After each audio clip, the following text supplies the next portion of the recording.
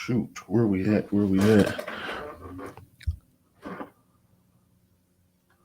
Mic check. I think everybody can hear me. I see people are in here.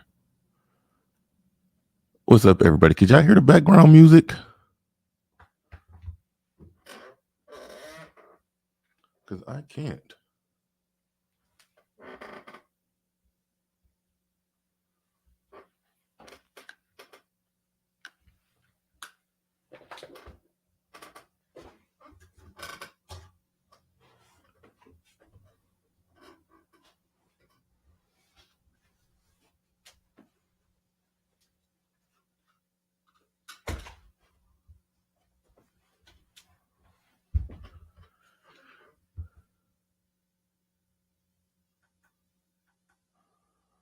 All right, here we go.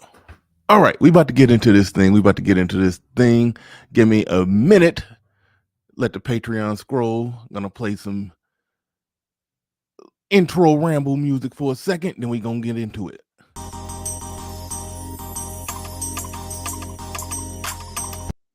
Wrong song. Stumbling out the blocks.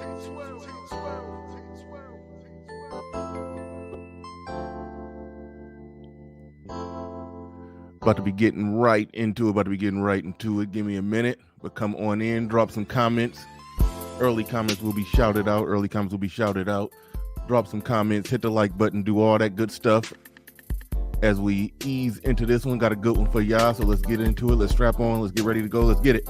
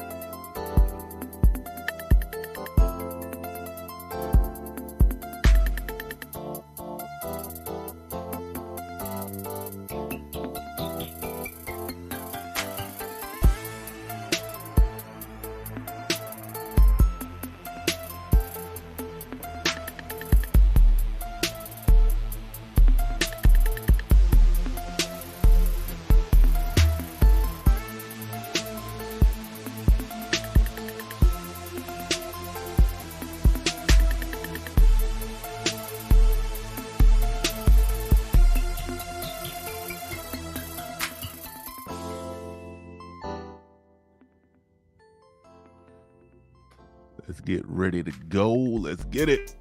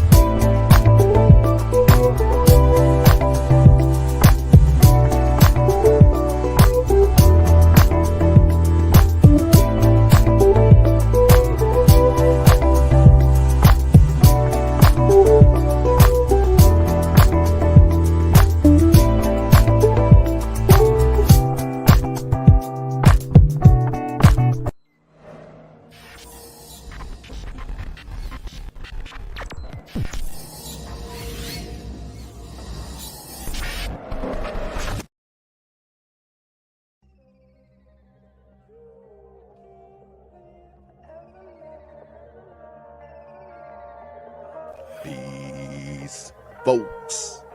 This is X from TPOT Media. Open your mind and wake your black ass up. You know what time it is. Hit that damn like button as you make your way in the door. Grab a seat, settle in, get ready. It's the Grown Man Hour with your host, my man, Bernard Riley.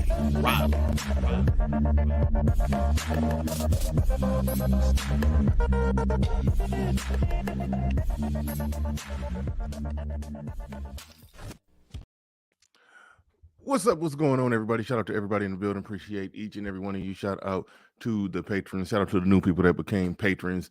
In the process of uploading some new Patreon content right now as we speak. In the process of uploading some new Patreon content right now as we speak.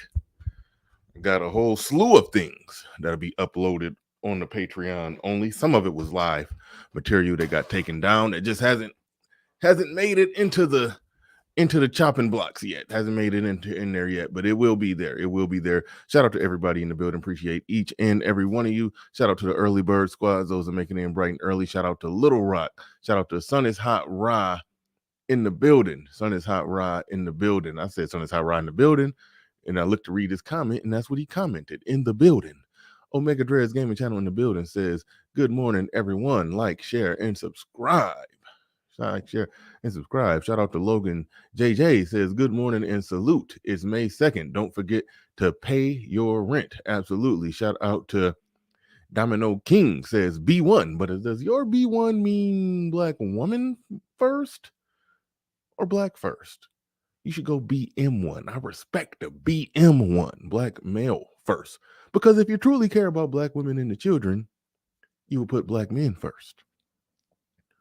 Because black men, the altruistic nature of men is to do right by women and children, provided that man has done right by himself and provided that woman is actually following his lead.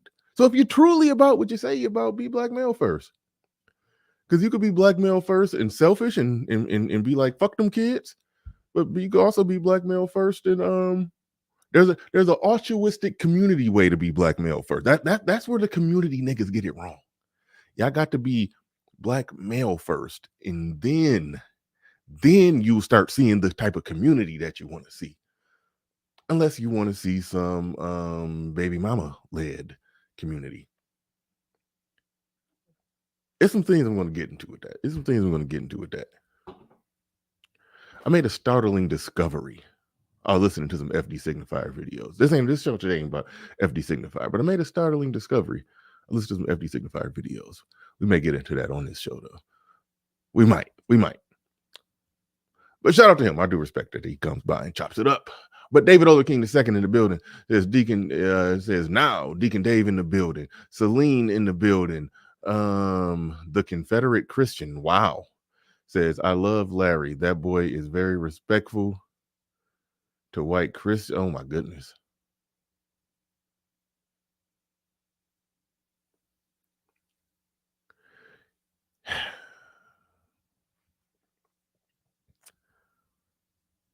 I love Larry.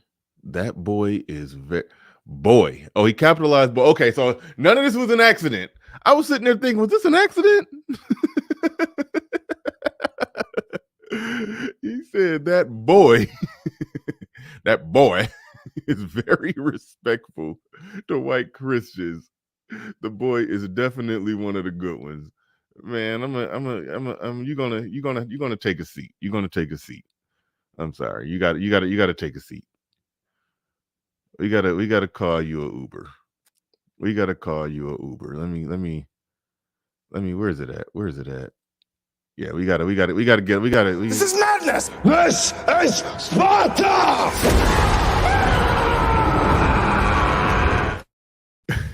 He didn't get blocked. I just had to time him out. He didn't get blocked. I let some trolls rock, provided that they're funny. I let trolls rock when they're funny. Don't worry. I'll let. Damn it! I couldn't even read his other comments. Damn. Damn.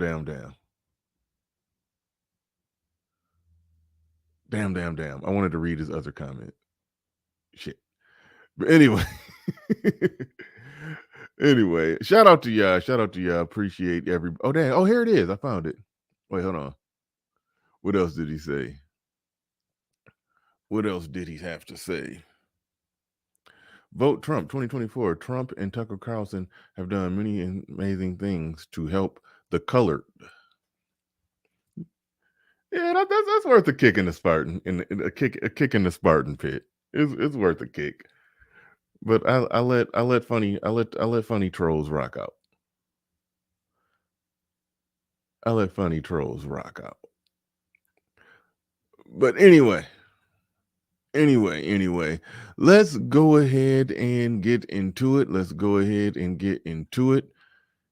Once again, shout out to my Patreons. Got fresh new Patreon content coming up. Fresh new Patreon content will be coming up. Actually, it's probably uploaded. I just got to push publish. But all that is coming down the pipeline. Shout out to everybody. We got 100 people in here. Make sure y'all hit the like button. We're about to definitely get into this one. This is something that floated under the radar. A lot of people didn't see it. I personally right now can't find it. I personally right now can't even find it. I'm looking on, because Larry Elder got 2 channels. I'm looking at the wrong one, apparently. That's why I can't find what I'm looking for. So I'm looking at the wrong Larry Elder channel. Probably got the wrong one added, but none of that matters. He had a discussion with Shahrazad Ali. Shahrazad Ali, as we know, was, a lot of the work she did in the 80s and early 90s. She was one of the few soldiers on the front line. I would say that she was one of the ones who could actually get away with saying some of the stuff that we say. She could get away with saying it back then, but she could get away with saying it with a straight face. The only people that could say the stuff that we're saying now, only people that could say it was comedians, because it was like a little joke, wink, wink, laugh afterwards. But she was able to actually truly say it with a straight face. So it's like she's she's one of the people that definitely got to give her credit for being on the front line.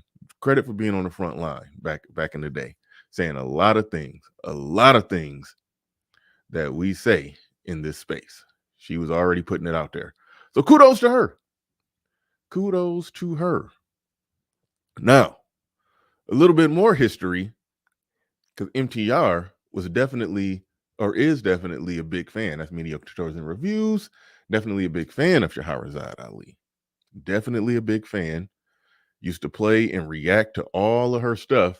And he had her on his show. He finally got her. And it was a good show. Everything went normal. Went off without a hitch until it was one little moment that I'll be remiss if I didn't bring up. One little moment where he asked her, what does she think about men who are doing this content, calling out to women, saying a lot of the things that, truthfully, a lot of the things that she's been saying. This one, Kevin Samuels was blown up and at his peak. Keep in mind, Kevin Samuels was blown up and at his peak. And Shahrazad Ali, Arim says, Courtney Michelle interview. We don't care about Courtney Michelle. Okay. So MTR interviewed her, and this was back when Kevin Samuels was at. Okay, I'm neutral to Courtney Michelle. I know some of y'all don't like her, but I'm just playing. I'm neutral. I got no beef. I'm neutral. But it was one big moment in that interview with MTR, and some people wanted to just throw her in the trash after that one. They want to throw her in the trash. You're a black woman who, if you advocate for black men, Tall Sean Network said we don't care. I mean, I just, I'm neutral. See, I don't even know why y'all saying she's a chameleon. See, Courtney Michelle is one of the ones who I don't even think she even tried to play the chameleon act. I think y'all gave her the pick me title, or she was the least combative, bitchy one on Lapeef Let's Talk when Kay and Kayla was on there. But when I listen to her, I hear her saying, and RM, you should have got an email, by the way. You should have got the email, by the way, RM. Hopefully I sent it. Let me know if you got it. But and I listen to her talk. I hear some things that, that make sense. I hear some things that, okay, she's She's right on that. She's fighting a good fight on that one. But then if you listen to her talk more, you hear other things that that kind of reach too far over to the other side, like too far over, to the point to where I can't give her. I never gave her that label. I just thought that she was a woman. She was a woman who spoke and argued typically the perspective of women. And when the other women just go just absurdly too far, she don't go that far. But I always saw her on that side of the aisle. But at the same time, I'm not lying when I say some of these people, I don't watch them enough to give a definitive position.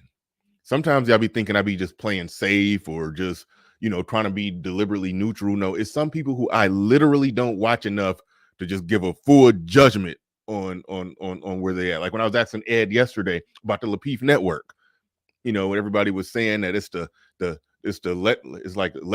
strag talk sphere, or to let the woman talk sphere, or like the women just over there just housing the dudes, just cutting balls off and no reaction, and dudes just holding the dudes just tucking tail and holding their head in shame, after a woman reprimand them. It's like that's how people was talking about it. I'm like, no, that ain't what's going on over there. But I truly don't watch the Lapeef Let's Talk show enough to truly know exactly. I don't watch it enough to truly know exactly. Oh, baby mama sphere. Okay, fine, whatever. I always looked at it as men are at the top of that pyramid. Men run the show. The women are, it's like the inmates get out of control, but they're not. The men are running the asylum. The inmates get a little wild, and you got to let them gotta let them release. Gotta let them bang on the bars and all kind of stuff like that. But I didn't look at it like that. Like they was like the women was running it. I thought the men was running it, and they just had some rowdy inmates they had to manage. That's how I always looked at that. Y'all telling me the women over there running it? Okay, fine. I haven't watched it to confirm it. When I finally do sit there and put in some time and actually really watch it, I'll give my definitive answer. I do trust Ed, because Ed is normally pretty objective. So I do trust Ed and what Ed said. But all right, getting into it. I wanted to do a little bit more setup before I roll the beautiful bean footage. But Salty Balls in the building. Salty Balls in the building says, has anyone taken a look of the Tony Brown 1986 episode called "Do Black Feminist Writers Victimize Black Men?" It's a good addition to our chronicles. RM, look that one up and email it to me. Please.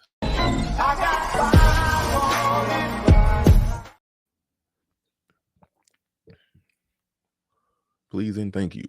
No, I have not seen that. I probably have, just didn't know what it was called. But anyway, let me get into it. Let me get into the setup here. The setup here goes like this. I was just it was a minute ago when MTR interviewed Sister Shahrazad Ali. This was when Kevin Samuels was at the peak of his powers, and he asked her basically, what do you think about men who do this type of content where they're calling out women and saying a lot of things that essentially that you were saying back in the day. And she said that you got to be skeptical when men are criticizing women, because you got to question, did these men, it's bad. I was just about to repeat it, and I was like, ooh, that was bad. But you got to be skeptical with some men when they start calling out women, because you got to question, were they done wrong by a woman or turned out by a man? I was like, oh, hold up. And that was bad. That is, hold up. That was all bad. And a lot of people, she fell out of favor with a lot of people in this space over that. But at the same time, she had that was definitely a bad moment. I think she displayed a bit of Niggerlander syndrome. She hear other people capitalizing off a market that she felt that she was an originator in, with her books and her speeches and her debates and all on Phil Donahue arguing with the sisterhood. she probably feel like that. Here come these men taking my shit. That's probably how she felt. That's probably how she felt about Kevin Samuels. So she I think she took a shot. And that was a flag on the play, and that was our first and only flag from what I know. That was our first and only flag. So yeah, she was like, she's like, she's like, I started this manosphere shit. The motherfucking thanks I get. Like that's what she was possibly on that.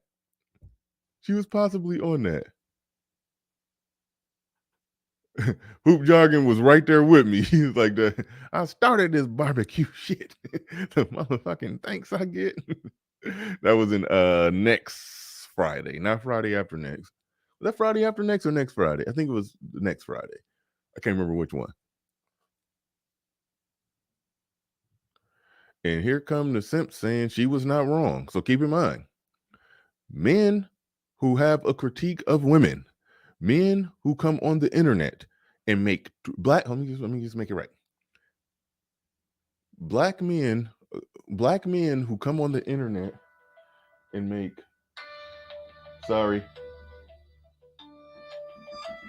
new phone, don't know how to stop it. I'm like an old man when it comes to phone. Hold up.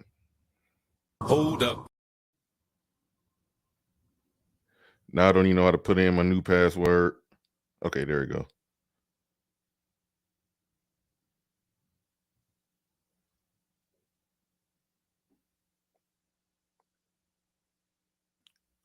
$170 people in the building. Hold on.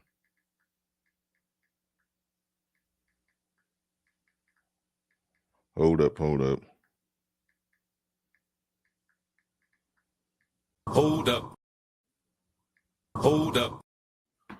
Here we go. Okay, I'm back. So anyway, like I said, he's saying that she was not wrong for that statement. So I want y'all to really process what that means. He's basically saying black men who come on the internet and make true statements about black women are potentially gay. That's what he's saying. That's literally what he's saying. If you're criticizing and you're, because I think the bulk of what we're saying is true. And the only reason I say the bulk of what we're saying is true, because there's some people who say some things where, sometimes the arguments may fluctuate too far in a direction that I don't go. So that's why, but I say the bulk of it is generally true, or at least grounded in truth. Some people say some stuff I can't get jiggy with. But overall, for the most part, it's grounded in some truth. It's grounded in some truth.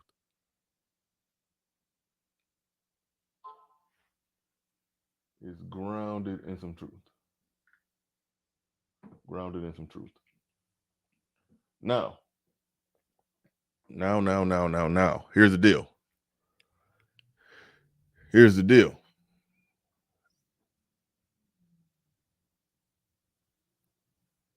Hold on. It says typo, gay accusation. I'm sorry. I need to get into it. She gets mad, man, for respect. Larry Elder is running for president. Did he formally announce that he is, or he just was saying that he might? Typo, gay accusation. What are you referring to? That's a good one, Sir Tice. Jeopardy music. All right, I got to get into it.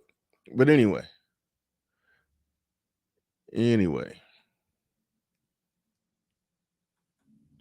Oh, thank you for sending me that thing, RM. Thank you for sending that. Not going to do nothing with it now. Actually, did you email it? I'm just that's mainly what I need. I do need that emailed. But all right. Let me get into it. I apologize for the phone call and everything else that just distracted me from the show. I apologize for the phone call and everything that just distracted me from the show. I'm getting back into it. Getting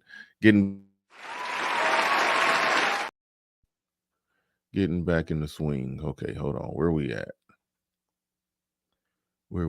Had to click, clack. All right. So, like I said, she made that comment. It's absurd that men sitting here in this space consuming this content. I mean, I shouldn't even say in this space because, again, we got more detractors in this space than what we got people that actually rock with the content and the message in this space. So I got to be real careful on what I call this space, but it's ridiculous that, I say that and a bunch of men just pop up out the woodwork. I agree with that. Yeah, the men who are on the internet making the black men on the internet making true statements about black women, they were just done wrong by a black woman or they're gay. Like that's where you're at. You're a part of the problem. If that's truly where you're at, you're truly a part of the problem. It's no way around that. Now, Shahrazad Ali made a statement that implied that she believes that to some degree, or she outright believes that, and that's definitely a black eye on her resume. That's definitely a black eye on her resume. I'd be remiss if I didn't bring that up. Did have to bring that up because it happened right on MTR's show, and so there's that. But now we're about to get into it. We're going to talk about better moments from Shahrazad Ali, and then going to lead into the things that she says that where I truly, there's some things she said I truly got some disagreement in the impasse between her and Larry Elder. The reason this is an interesting conversation, let me just get into it. The reason this is an interesting conversation because you got two people who essentially want the same things, but they're on opposite sides of the aisle politically, and you could hear it coming out where they both want the same thing. They both recognize the importance of fathers in the home and women following the lead of men and black family structure and all of that. They agree with all of it. And one of them is on one hand arguing that that needs to be done. However, she's going to lean on the white racism side of it, and then Larry Elder is going to push back against that, of course, because he always does that. You're going to push back against that and trying to say that's not the reason, and you're going to see the impasse where you're going to see where they agree. They're going to agree on everything at first, and they're going to get at an impasse when it comes to black people solving their problems and rolling their sleeves up. Because we're talking about interpersonal relationships. You can't get more directly talking about you solving your own shit than talking about interpersonal relationships and family structure. And she's just on some, no, we can't have this discussion without talking about what white people did to break it up. But then he's going to argue that the family was there and intact when it was more barriers. So it's something going wrong culturally that needs to get fixed. It's going to turn into that culture versus policy debate. And it's an interesting debate when, Shahrazad Ali says a lot of things we agree with. But again, it's an area where she goes, she goes in a direction that I wouldn't necessarily go. Some of you may go that way. We're going to get into it and we're going to see. But anyway, let's go ahead and roll it. This video featuring my next guest was made some 30 years ago this month, but this young man only recently discovered it. And what my guest said then is just as true as now. Watch this. We have adopted some wrong standards. We are judging our men many times by the wrong value system. We are using his children sometimes against him. We have been told that the only benefit that a black man provides in a home is money. And if he does not give us money to take care of those kinds of financial provisions, that he has no value. And what my research has proven to me is that a black man, any man in any home provides much more than financial support. The man provides guidance, instruction, discipline for the children, which we sorely need in our black homes. He provides gratification, fulfillment, protection. I mean, there's so many other values.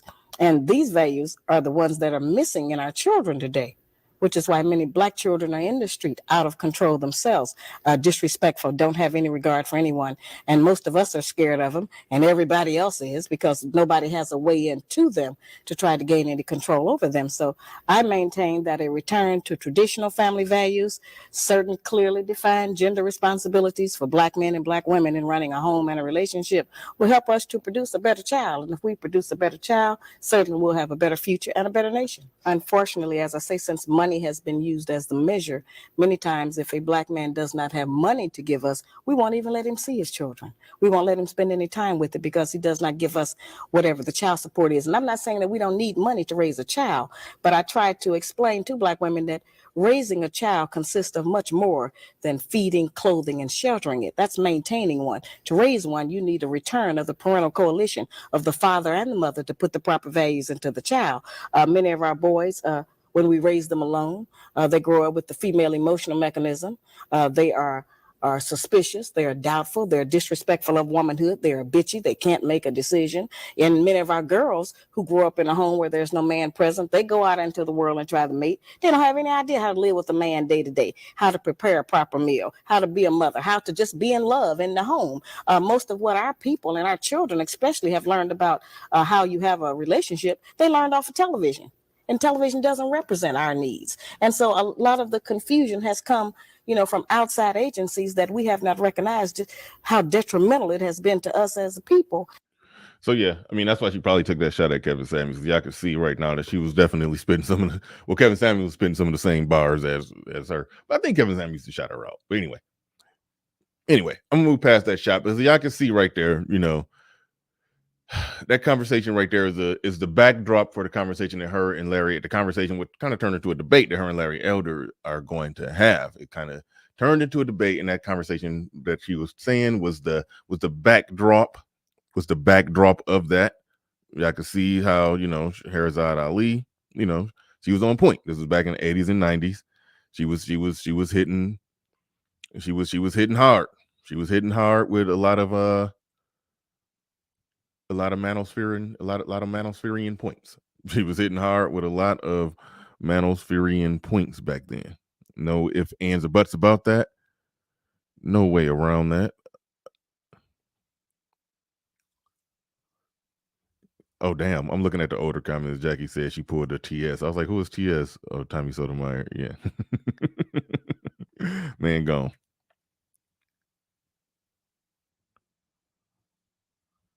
Catchful Hustle says Shahrazad Ali is hardcore manosphere, but remember, she's also hardcore pro-black. We're going to get into that.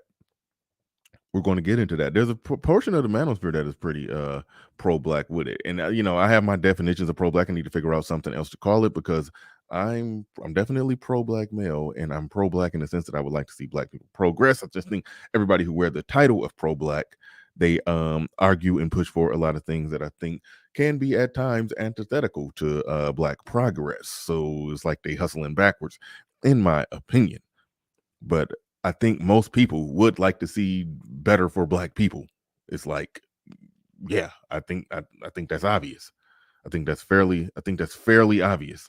So that isn't an outright instant negative that you say that somebody is pro-black. That's not an outright instant negative. Hell, BGS is a pro-black. I will say Dr. Tiasan Johnson is pro-black. There's a lot of people that advocate for black men who are pro-black. Because, I mean, if you're advocating for black men, you're definitely advocating for at least half of the black race. So, I mean, there it is.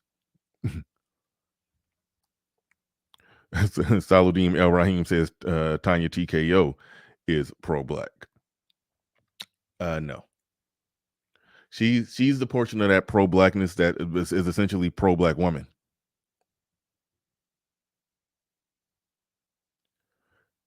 She's pro-black woman. And if you're only pro-black woman, then I would say that you are anti-black. And that's something that a lot of people can't wrap their mind around.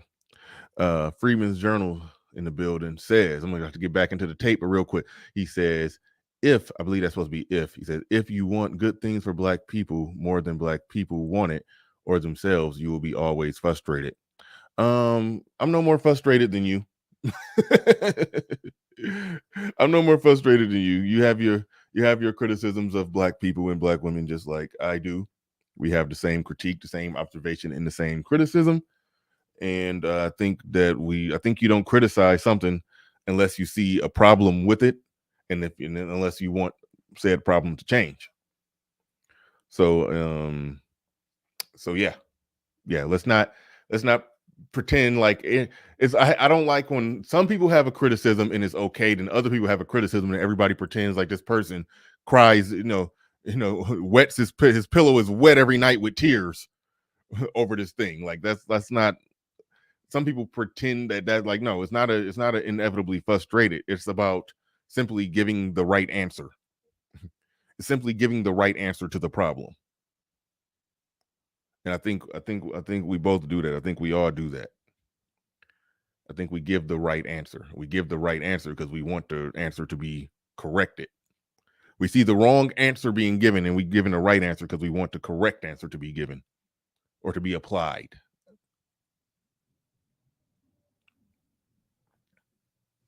Mic drop.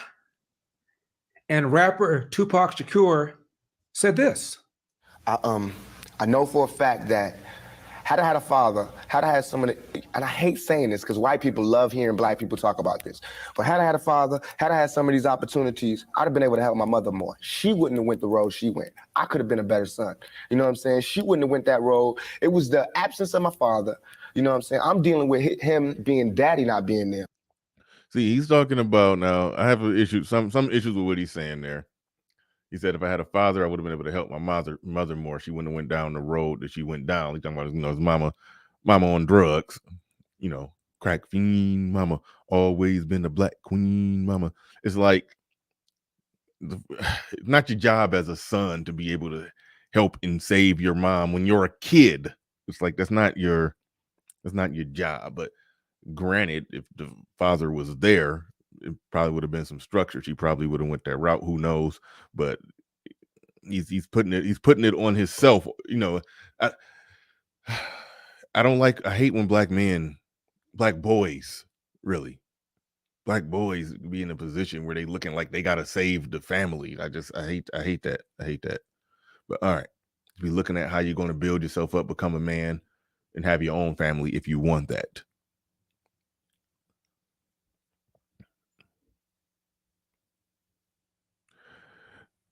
Yeah.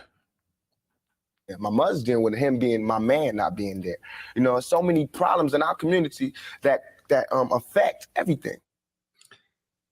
Here's Denzel Washington.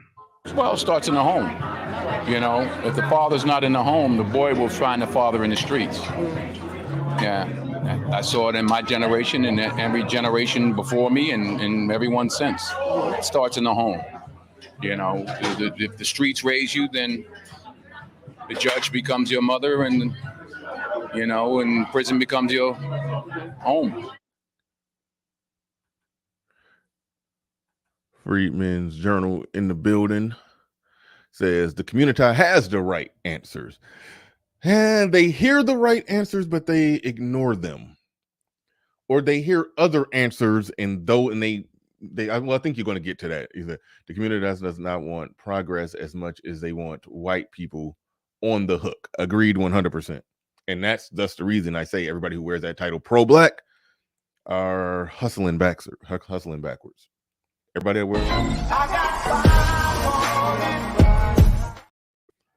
wears that title pro-black, they're hustling backwards. They care more about criticizing and fighting against white people than the building of whatever needs to be built for black progress. Salty Balls in the building says Book of False Prophets 2 and 3 thine cloak themselves in pro-black as a shield against criticism. They are really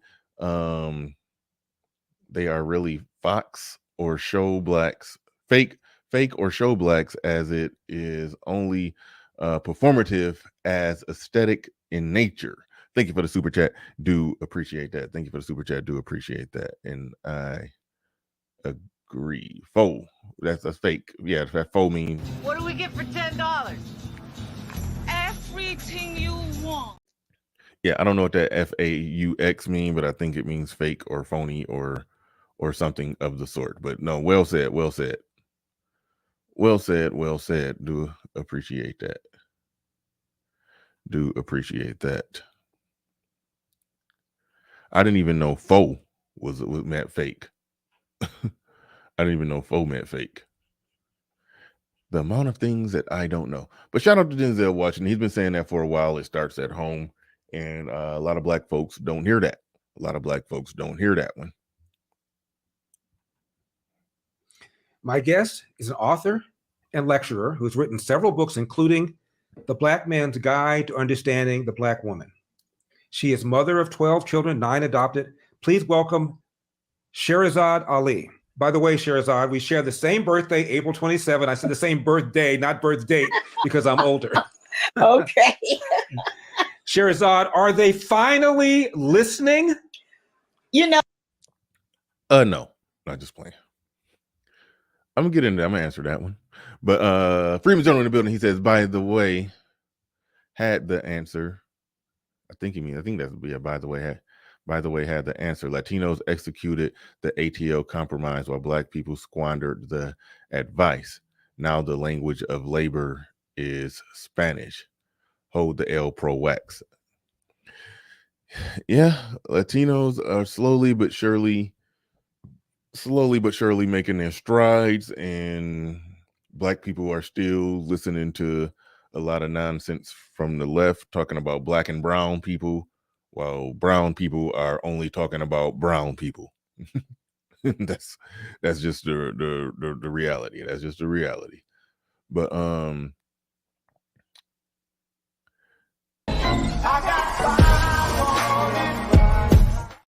appreciate you putting 5 on it. Appreciate you putting 5 on it. Let's get into it. Are they finally listening? That is a complicated question. Are they finally listening? If you're talking about women listening, I say yes. Kevin Samuels was evidence that they were listening. Then there's the element of practicality. Like I said, the act of changing a culture is a long haul act. It's a long haul act. It's like if somebody, put it like this, somebody called into my show one day and he sounded a little bit in distress. Like, what Kevin Samuels is doing is not working. I was like, what do you mean? It's not working because, these incels, they still don't have girlfriends. I'm like, whoa, hold on. Like that's what you thought was going on here? You thought this was a mission, like Kevin Samuels is going to fix the women so incels can get girls. Like, wow. That's, no, that wasn't, it's not how I interpreted what was going on. What I interpreted what was going on is that men were giving a male-centric counterpunch or clapback to the female-centric propaganda against men.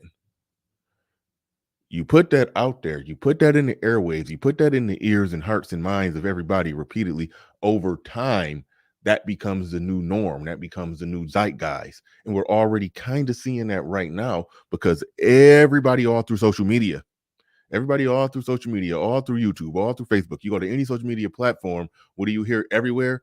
Manosphere talking points. Manosphere talking points are everywhere. Even out of the mouth of people who are dissing the manosphere. Like that Paul Mooney. Everybody want to be a nigga, but nobody want to be a nigga. Everybody want to be manosphere, but nobody want to be manosphere. So in that sense, it's mission accomplished. That's why BGS was saying we won the gender war. I think that was an overstep. I think that was an overreach, in my opinion, but I understand where he was coming from because if the goal was to get the word, the message out in the thoughts, minds, and hearts and spirit of people and just, change the way people think and view things, like I've always said, that's where it starts. That's where it starts. Civil rights movement was grassroots. It was on the ground. People was on the ground doing stuff. People was working day in and day out for a long time to just change the hearts and minds of people. The country they just didn't come to a racist country in 1964 and just kick down the door and say we're going civil rights legislation and that's it, bitch. It's like, no, that didn't happen. It was a grassroots movement on the ground. You change the culture, then the policy follows. You change the culture, then the policy follows. So I do believe the Black manosphere is on the front lines of stirring the pot to change the culture, and ultimately, eventually, policy may follow. Because right now, what could a politician truly, if a politician is talking to an electorate to that has completely opposing views of views to him, what is he going to do? Is he going to try to force his views on the electorate and not get elected?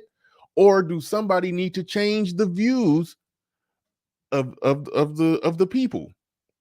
Do somebody need to change the views of the people first? Changing the views of the people is very important. And even if we only change the men, we do know if you change the men, some women will follow, because some women actually do listen to what their husbands say.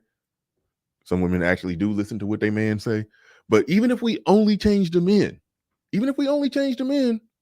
then that's a win. We may potentially change everything just with that alone. So are they listening? Yeah, listening. Yeah, I would say listening. But is it a touchdown? Is it time to do a victory lap? Hell no, not even close. But all right. It's amazing when I look at that and listen to it myself. That was 30 years ago, Larry. And we're dealing, just think about how that has accelerated up until 2023. Right. Because that's what I saw then. That's what I had talked about then. And I was trying to reach the parents. And now I have inherited their children. Their children are reading my books, talking about they used to see me on television when they were little. And you saw the expression of that young man.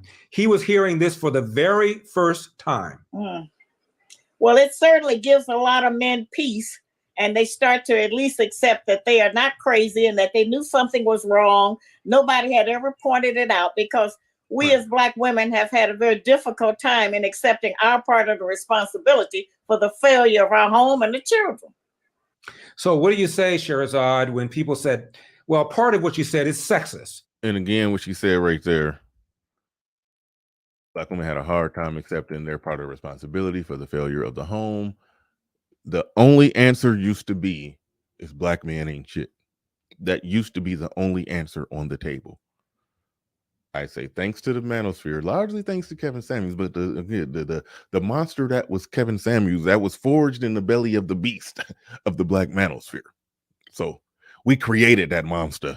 And so thanks to the Black manosphere, Black men ain't shit ain't the only answer on the table as to what the failure of the Black community and Black homes and Black families and all of that. Thanks to Kevin Samuels. Well, thanks to the Black manosphere. That's not the only answer on the table. And accepting our part of the responsibility for the failure of our home and the children. So what do you say, Shahrazad, when people said, well, part of what you said is sexist? You just now said that a woman does not know how to make a proper meal. Why is it her job to make a proper meal? Why can't the man make a proper meal? Well, traditionally, historically, all over the world, women have been in charge of nutrition. This is how it has been. That's in every country. Women are in charge of nutrition. Men go out and try to get food or work in the garden, whatever it is, but we fix the food. And that's a very powerful position, because by cooking the proper food, we can determine how long our man lived, how big he is, whether he's overweight or the good weight. We can how long he lived. They trying to kill you. they pouring a little bit of bleach in the spaghetti, in the chili every day, just a little bit each day, to make sure your organs just slowly start failing. I'm just playing. Was it a story of somebody who actually did that, or did we make that up as a joke? I think that was a real story. I think that was a real story.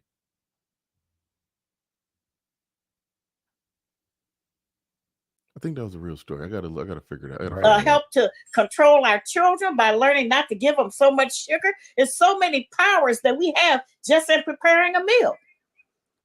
In 1965, Shahrazad, 25% of black. When you process that, it really do make you stop and take a step back and think, like, it's obese kids in America. Kids overweight in America, like that is wild. It's wild. That stuff comes from the food, and they try to say poverty is the reason why. Like, no, only in America is poor fat people. Poor fat people. Like, let's let that sink in. Poor fat people. We see them grocery carts. We see that.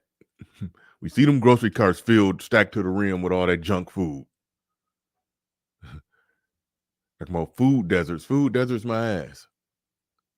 How does a food desert make you more fat? Well, okay, they can't buy no nutritional stuff. Okay, when they go to Walmart, they got the EBT card, and they got $600 worth of groceries to swipe.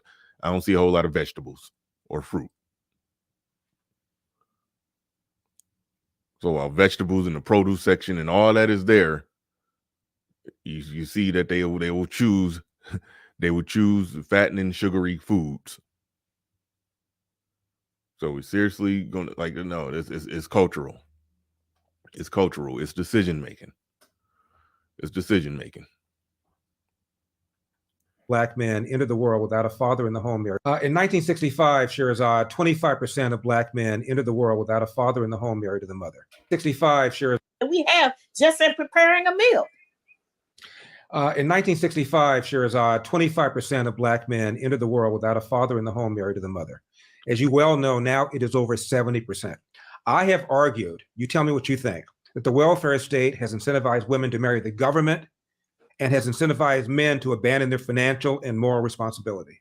That's exactly what happened. It was really kind of like a trick, because for so many years, for at least 30 years, the welfare made black men think that as long as they stayed out of the home, they didn't have any responsibility and that they would take care of their woman and children. And then, lo and behold, about 30, 20 years ago, they decided, oh, no, you owe us for that child support, and we're going to collect it, or we're going to put you in jail. We're going to take your tax money. We're going to garnish all of your wages. We're going to do everything we can to get you involved. Now, that hostility that was created between the mothers and the fathers just because of child support, and that was because the men had been allowed to slide for all those years and not take care of their responsibility. And we have to remember, what goes on between a man and a woman behind closed doors, that's the most private thing in America. And so we don't know what that relationship was.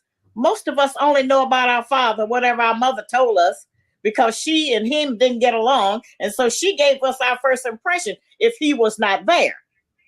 And so it's been very difficult for our men, especially our young men, to come to terms with the condition of their fathers. Think about how difficult it is now for men to have work and have enough money to live and pay child support for maybe 2, 3, or 4 different children, sometimes by 2, 3, or 4 different women. And so we didn't get that lesson. Yeah, if you got to pay child support for 2, 3, 4 different children by 2, 3, 4 different women, that's your own bad. That's your own bad right there. There's a certain amount of stuff that I can't get no defense for certain stuff. I can't give no defense for certain stuff. But no, to what you were saying, there is a policy aspect of it. There's a way that policy can. I talked about how culture influences policy, but there's a way that policy could influence culture, or it could amplify what was already there. Like, the woman could get more welfare if the man is not there, then yeah, okay, that's going to make her, that's going to make her not want him there. That's going to put them in a situation where it's like, okay, if I can get these food stamps, and things will be a little easier without you being here, versus if you're here and a little bit of money you making is going to cut food stamps, and we're going to be just struggling to get by. How about, we got to get on my food stamps, and then you just keep working wherever you're working at, and then, she probably still getting money from them, and he like, oh, fuck this. And it just created a strife between families. It created strife between families. I think for everybody else, welfare worked as intended. I think it could have worked as intended for black people, but there were some things culturally wrong. We always talk about before how, it was like when black men and male employment went up, there are more black women still ended up on welfare. How's that possible? They thought that it would be the opposite. Black male employment goes up, the welfare drops would decrease, but no, black male employment went up and the welfare rates went up. It was a puzzling thing. They could not figure that out, and that's why I tend to lean on the idea, the notion that problems be cultural. Someone says, but Bernard, some of us get women easy and the booty be juicy and we young, dumb, full of cum. How can we reach the young? What? Yeah, you ain't had to time that one out. It's certain stupid comments I let ride. Yeah, that was stupid enough to let ride.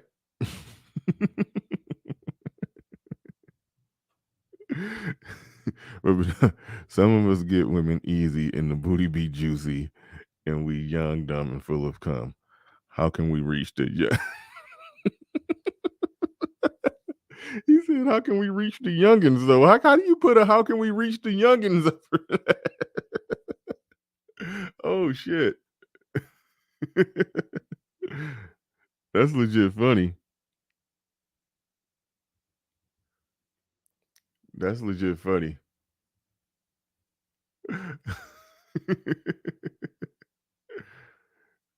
Is that one up here? Hold on, we got to put that one on the Jumbotron.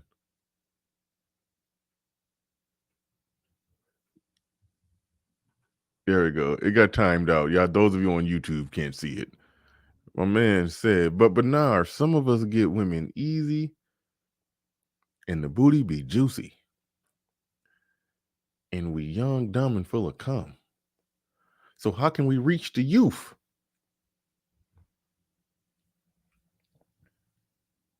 I think that's his response to me saying, I don't, got no defense for somebody who got 3-4 kids by 3 or 4 women. I think that's his response. The booty be juicy though. Like that one dude who had like 33 kids by like 19 women. He was like, what did he say? My pullout game ain't weak. I just don't pull out, nigga. I think that's what he on.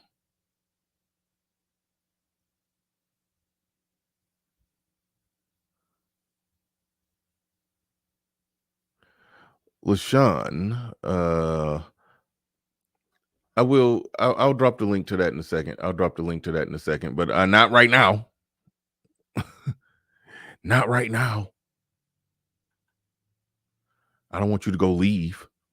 I don't want you to leave and go watch it. I want you to stay here. So give me a second. And our men now are hostile. You said the Splash Bros. Wow. Call them the Splash Bros.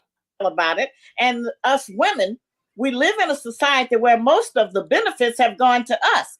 And it has supported us, Larry, made us think that we are better than our man because we achieved this on our own. And as you said, we're not. We just been married to the government. That's our man. And he's been taking care of us and keeping us away from the real man whose responsibility it is. They were empowered to be strong, independent, and not need no man. Empowered to be strong, independent, and not need no man. Like I said, it don't matter. Rather, they got 3-4 kids by 3-4 different men and work part-time at Walmart and got welfare subsidizing the rest of it. They could be in that situation, or they can have a master's degree. Either way, they have a master's degree and a good job making $90,000 a year. It don't matter. Either way, they're a strong, independent woman doing it all by themselves.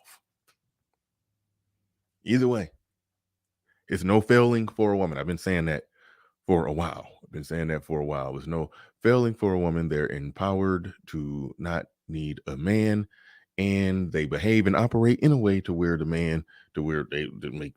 behave and operate in a way to where a man is not, they don't want a man with them unless it's the perfect situation.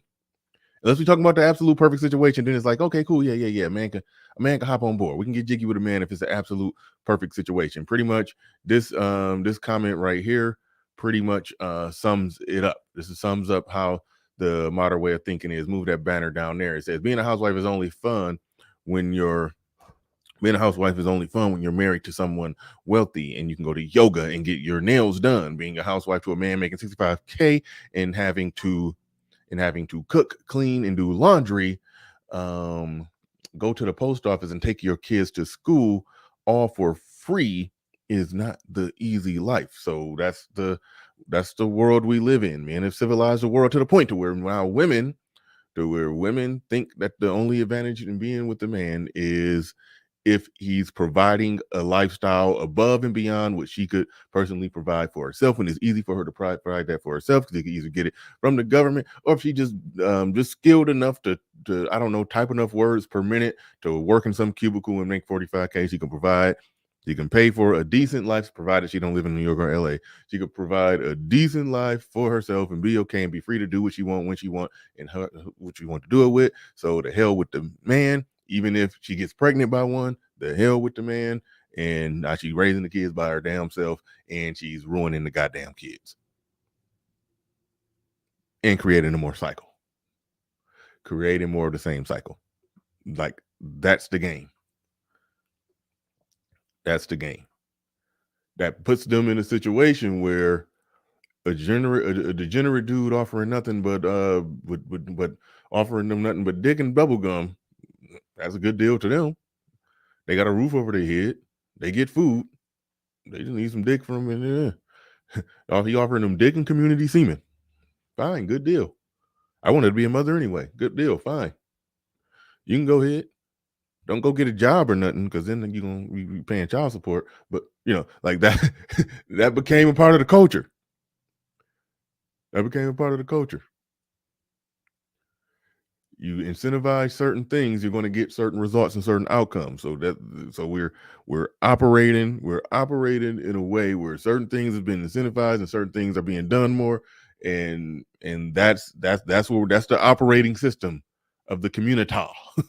That's the operating system of the community.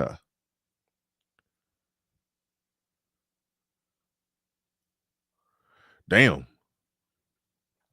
No, I didn't see that, but I'm not shocked. He says, BJ says, Bernard, did you see the compilation? Let me make that bigger. He said, did you see the compilation video of women saying they want raw, not protected sex? I didn't see that, but I'm not shocked. I'm not that's literally not shocking at all. That's literally not shocking at all.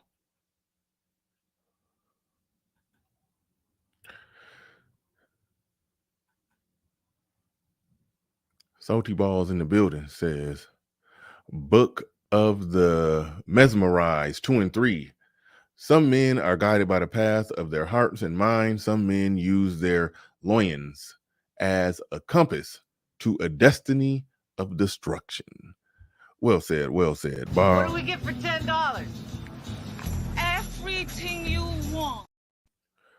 KG said they're finally being honest. KG said that they're finally being honest. And you know what? Again, the Black manosphere deserves a great deal of credit for that. Because remember, before, they used to lie and just blame men. Then men responded, and then they started gaslighting and shifting the goalposts and trying to counter-argue. They started basically making some bullshit gaslighting arguments. All their bullshit gaslighting arguments got defeated and dunked on. So now they just telling the truth. Like we pushed them to that point of telling the truth. Like some people be talking about how they be telling the truth now, and all that as if that's a loss for us. No, that's a win. That's a win that we got them to tell the truth. That is a win.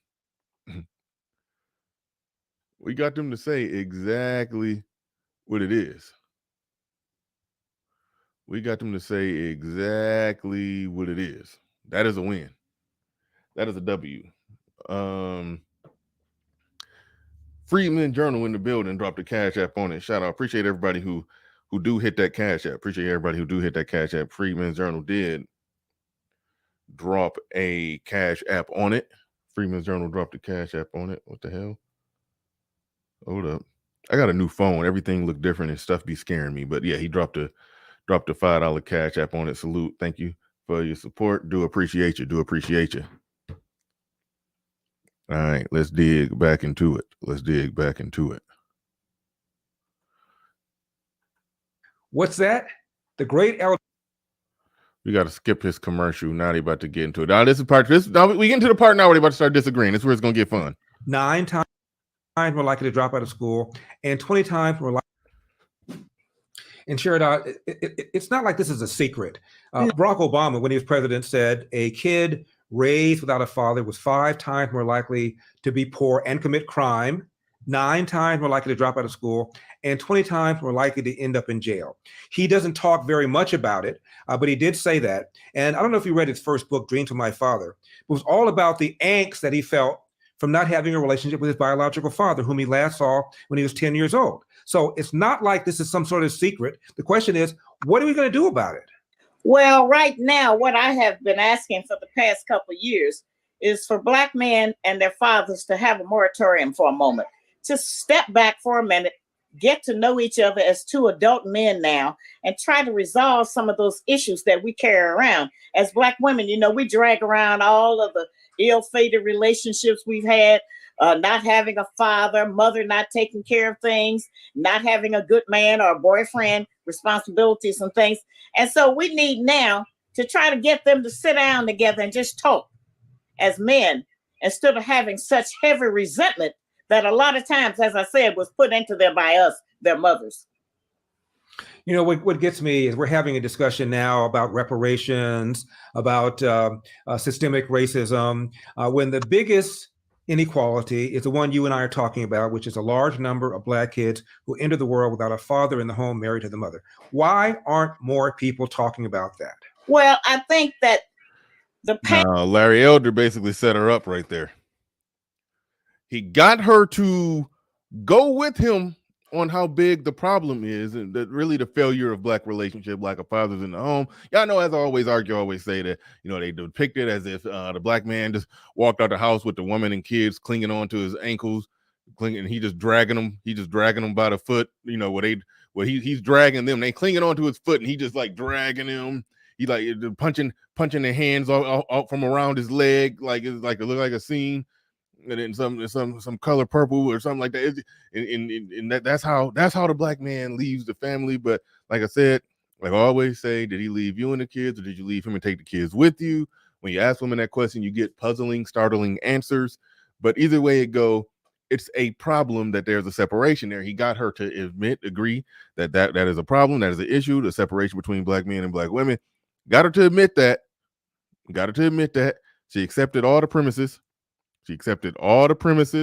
She went with it. She spoke on it. And then he said, okay, why is the conversation not more about that, but it's more about, you know, basically white supremacy and reparations and all that. He said, why is that more of the conversation that Black people are having than the conversation that we're having right now? And now her response. Why aren't more people talking about that? Well, I think that the pain has been very great for us. And remember, our men did not get in that condition by themselves. Now, they have lived in a society that has discriminated against them and has practiced racism. That's all of us as Black people. Now, he would have been able to survive discrimination. That's a noun. That's just a thing. Because we went on and built our own communities, our schools, our railroads, our colleges, and everything. And Black Wall Street was one of the big examples that we had. And we were still able to continue on. But when racism got in it, that's a verb. That's an action. That's hanging, lynching, murdering. That's all of those kind of things. Beating. And so what it did is that it destroyed a lot of what we call the backbone in our men. And then they grew up and had children. And then those children went to the public school system, which we all pay for. And during that process, the boys learned plumbing, air conditioning, automotive repair, refrigeration, carpentry, and all kinds of hands-on skills that we were accustomed to doing anyway. And during that time, our men got out of school, our young boys, and they had a foundation, Larry. They knew something They knew something about something. They could do something. Us women, we had home economics, which taught us how to prepare a meal, how to set a table, how to sew. You can't find a young girl to know how to thread a needle or hem a pair of pants. It just don't exist. All right. They don't teach that anymore. And so consequently, what has happened is that now they're getting a skillless education. They come out of school, we've paid for it, but they don't know how to do anything, and they don't want to do anything. And so we have the last two, at least generations of young people who don't have any goals. Everybody can't play for the NFL and be around. Right. Now Shahrazad, as far as racism, I'm just only pausing it briefly right here because I don't want to play too much long of it, get a copyright strike. But my analysis of what she said right there, she started out in the she started out going back to the racism part of it, what them did to us and this or that or blah blah blah. You know, she went deep into that. I think she did land a plane on some stuff that we can agree on that's happening now, but he was trying to narrow her down. Why is the focus so much on what's back then and not going forward with what we need to do in the now and in the future? That's what he tried to pin her on. Now, a part of me thought that he was going to possibly back down when she went all the way there on with the race stuff, but no, Larry he held frame and stayed true to who he is. But let's go. and all the things you said are they're all, of course, goals. Everybody can't play for the NFL and be around. Right. Now Shahrazad, as far as racism and all the things you said are they're all, of course, true. I did a documentary, don't know whether or not you saw it, called Uncle Tom 1. I talked about how after slavery, when racism was far, far more severe than today, when you had the Klan, when you had lynchings, when you had Jim Crow, Black people still kept moving forward. In 1940, 87% of Black people lived under the poverty line. 20 years later, 1960, that number had fallen to 47%. Okay, that's the greatest. Well, let me finish. Go ahead, finish. That's the greatest 20-year period of expansion in the history of Black America. Why? Because it was rare for a kid to enter the world without a father in the home married to the mother, an embrace of entrepreneurship, a belief in Judeo-Christian values, and a belief in patriotism, even if America wasn't living up to its ideals. You fast forward, and now you have an organization like Black Lives Matter. On their website, they attack the nuclear family. They are trained Marxists who founded it. Marx was an atheist who didn't believe in God, didn't believe in private property, didn't believe in entrepreneurship, and certainly they don't believe in patriotism. So I would argue, Shahrazad, that the real problem has been more policy, minimum wage, welfare state, as opposed to the kinds of racism that you mentioned. And as far as Black Wall Street is concerned, I understand it was torched in 1921. It was completely rebuilt within 5 years without one dime of government money. It wasn't called Black Wall Street until after it got rebuilt. Well, this is the situation. Now, I'm not going to be able to accept any white propaganda that will exclude them and give them a way out of what has happened to us. We don't live in a meritocracy, and I know that you think that we do. And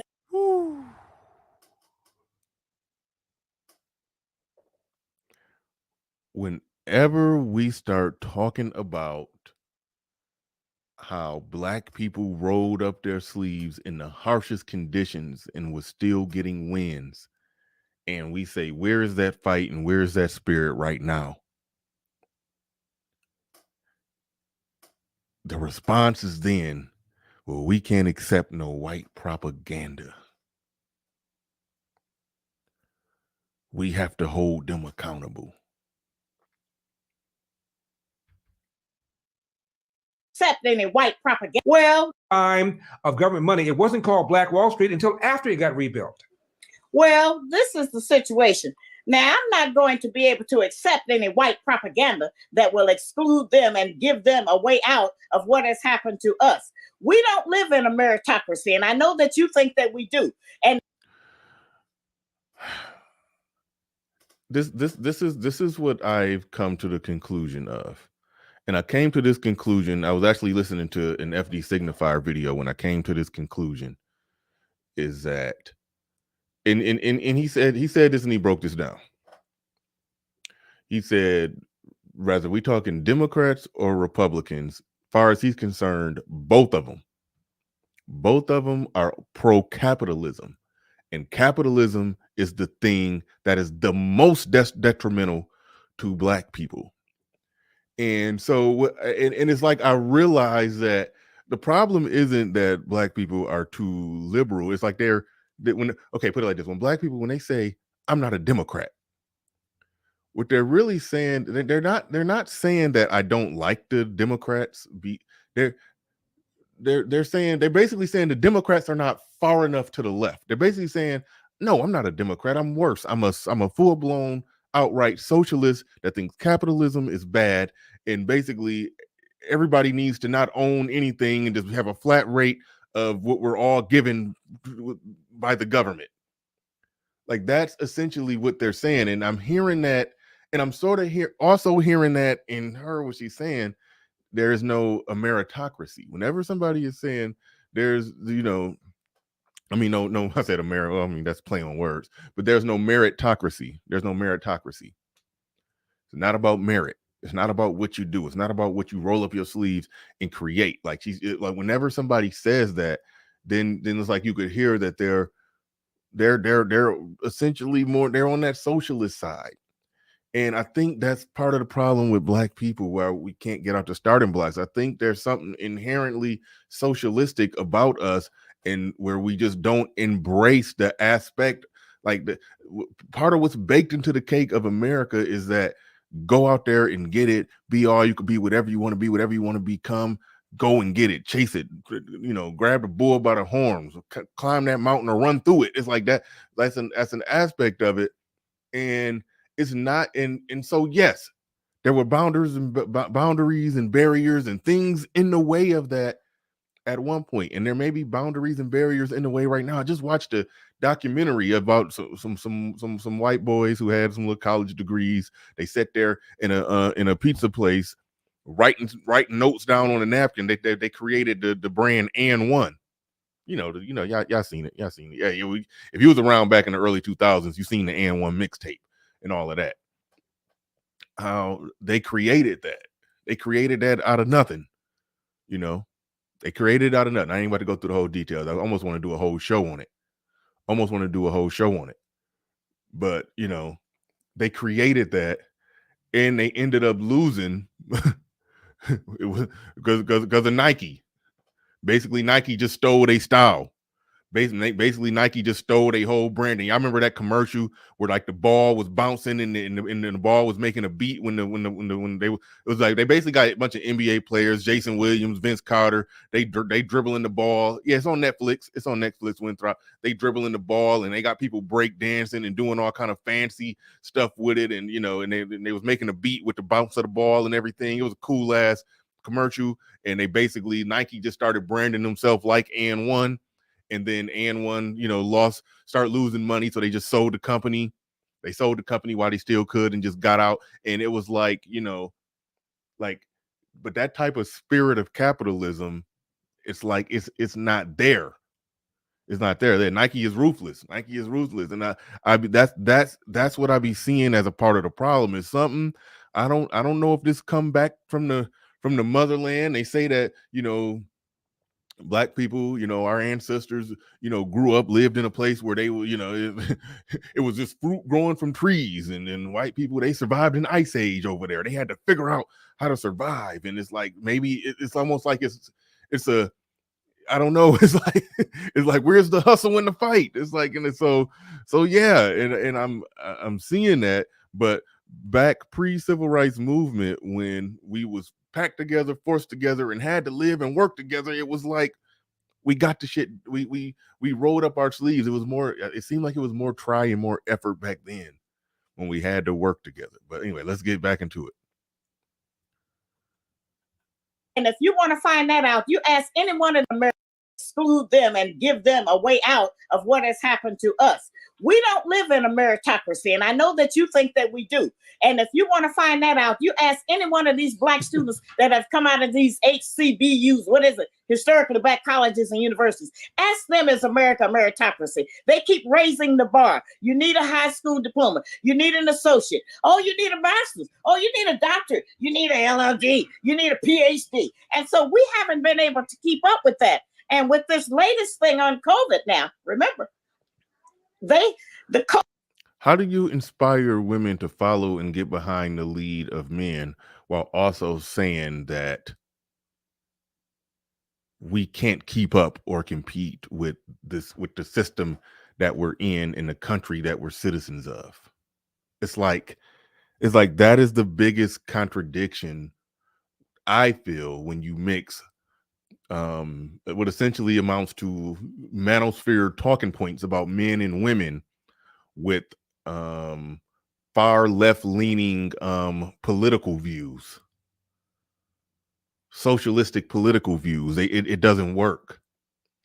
You can't advocate for women to follow the lead of the men and believe in the men and this or that, but also believe in some type of socialism, because if you believe in some type of socialism, that means you believe in some type of egalitarianism.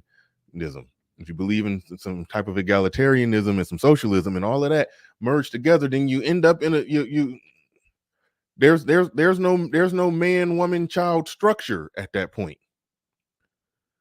And then if you're saying that you can't compete in this system, then don't advocate for a man, woman, child structure. That's one of the flaws baked into the cake of the argument when you mix manospherism and pro-blackism together. COVID disease has proven that America can function on 50% of the employment that we used to have. And a lot of those businesses will never bring those people back. And so the job thing is not going up, it's going down more. And all of that means that we're going to still be back in the back of the line, because white people are going to take care of their own people and children and their own nepotism before they take care of ours. Shahrazad, may I respond?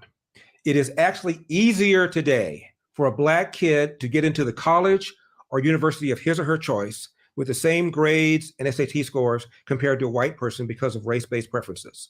And in 1870, the first public high school in Washington, D.C. was established. It was called Dunbar. And the kids were sending more people to medical school, more people to law school than the white high schools in the same area during Jim Crow America. You've gotten it wrong about that part. No, it's what's happened to our values, what's happened to the family structure. That's been policy. That's been things like minimum wage. That's been things like race-based preferences that have caused a higher rate of dropouts. And that's been the welfare state that I said earlier has caused women to marry the government and men to abandon their financial and moral responsibility. And those are recent phenomena. One more thing.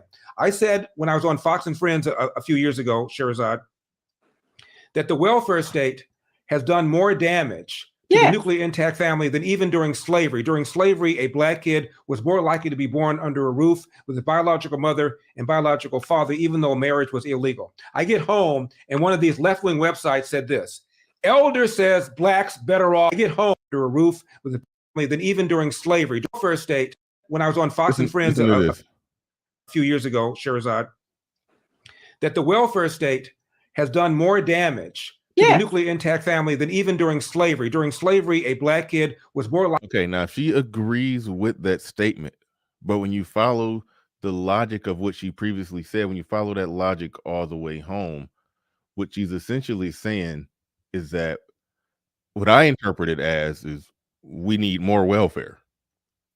Welfare has done more to hurt the Black family than slavery or whatever Larry Elder said. I probably botched the quote. But if you follow the logic all the way home and what else they're saying, they're basically saying we need more welfare. We need welfare that benefits the man and the woman equally and basically keeps them together and taken care of by the government, but they're together and they're just going to get along and love each other while both being subsidized by the government. It's almost like that's the argument. That's the argument. likely to be born under a roof with a biological mother and biological father, even though marriage was illegal. I get home and one of these left-wing websites said this: elder says blacks better off. Oh, and I didn't even respond to when she said they're going to employ nepotism and follow and hire themselves. I long for the day that, and that's why, that's why I always say I long for the day when black people are using that same type of nepotism as well. I long for the day when black people are using that same type of nepotism as well. I remember many moons ago, I used to go to church. It was no, this wasn't back when I used to go to church. This when I was in school. This when I was in school at a community college. I'm an uneducated lame, but I do got some classes that I did get some classes in at a community college. Here's the deal. One of the teachers there, one of the professors there, he was also a judge. He's also a judge, oddly enough. I think I'm getting two people mixed up. Anyway, just go with this. Just go with this. Understand this. He said the people at his church, he said, if I ever find you in my court of law, I'm going to be harder on you. Why? Because you should know better. I'm not going to give you a break because you should know better. And I'm like, wait a minute. So you telling me a black man just rose to this position of power and he just basically said he's going to be harder on his people, but then will turn around and complain about white people getting a lesser sentence? I'm like, so it's like the nepotism that you create is the nepotism that your people are going to benefit from. You'll be harder on your people, but complain to white people for not being easier on them. It's a strange thing. The link is in the chat. Anybody want to come up? It is a strange thing. It is a very strange thing that goes on there. Very strange. I long for the day that there's so much black nepotism going on that white people get mad and want to file a lawsuit because there's too many black people hiring too many black people and too many black vertical businesses. When we rock out like that, then it's like it's sort of like that Malcolm X quote by that freaking what's the guy named that created this, that I just did content on him, King Randall. He said basically Malcolm X said something: until black people do A, B, and C, we are not in a moral position to be criticizing white people. We need to do our part first, and then we can confirm that, okay, yep, we did everything we supposed to do, and we've excluded. Now we know for a fact this is strict. This shortcoming, this discrepancy here is absolutely racism because we did our part. But it's like, if you're not even doing your part, you can't just leap right to blaming racism. During slavery, you can't win. You can't win. You telling me? Damn, come back, Sir Tice. Come back, Sir Tice. Put that link in there for Sir Tice. Tell Sir Tice to come back. But listen, here's the thing. The one thing you left out of that equation was social integration. Integration destroyed much of the foundations that we had. It destroyed a lot of the neighborhoods that we had because we decided. Now I remember what the show was about. Black men who date white women. It was 20 years ago, Larry. You and I did that show. But anyway, what it did, what social integration did was made us want to abandon what we had previously been forced to stand by ourselves because of separation of races. And it made us want to give white people our money and our businesses and attention. And so we let every dream we had go. We haven't had a great black leader since integration started. All right. So again, it's like, that's where I see, and I'll see you down there, Nate.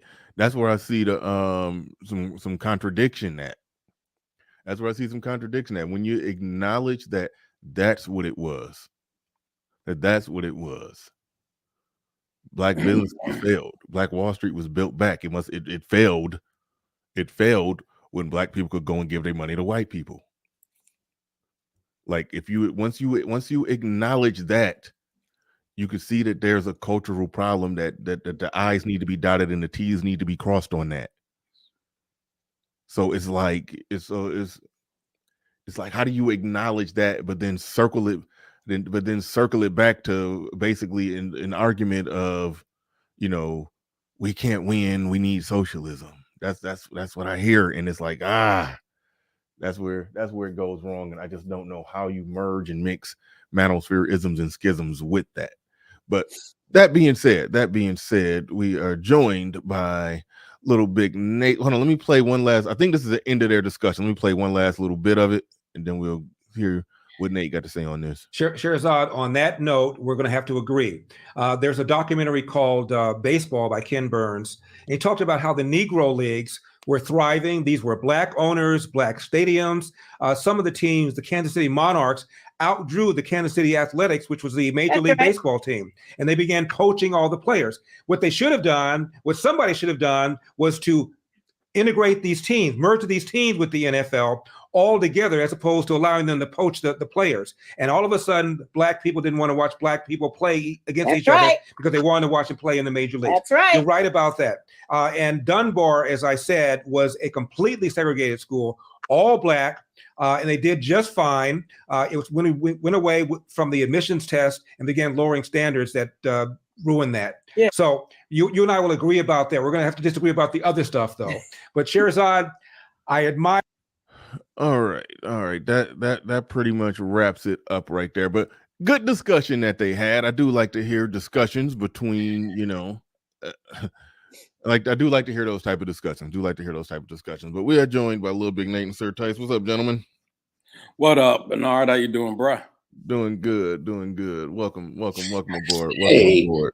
Hey, Nate, I know you're going to go first and yours here. What's up, Bernie? Salute to the chat. But Nate, this is kind of directed more towards you. Can you hear me? Yes, sir. What up? Yeah, good morning or afternoon, whatever time it is there. So South Carolina, nigga. What are you talking about? Yeah, I forget, man. But anyways, no, because I'm doing two things at times. Here's something that I noticed with, and listen, I have no smoke for Sister Shahrazad Ali. Me either, by the way. Me either.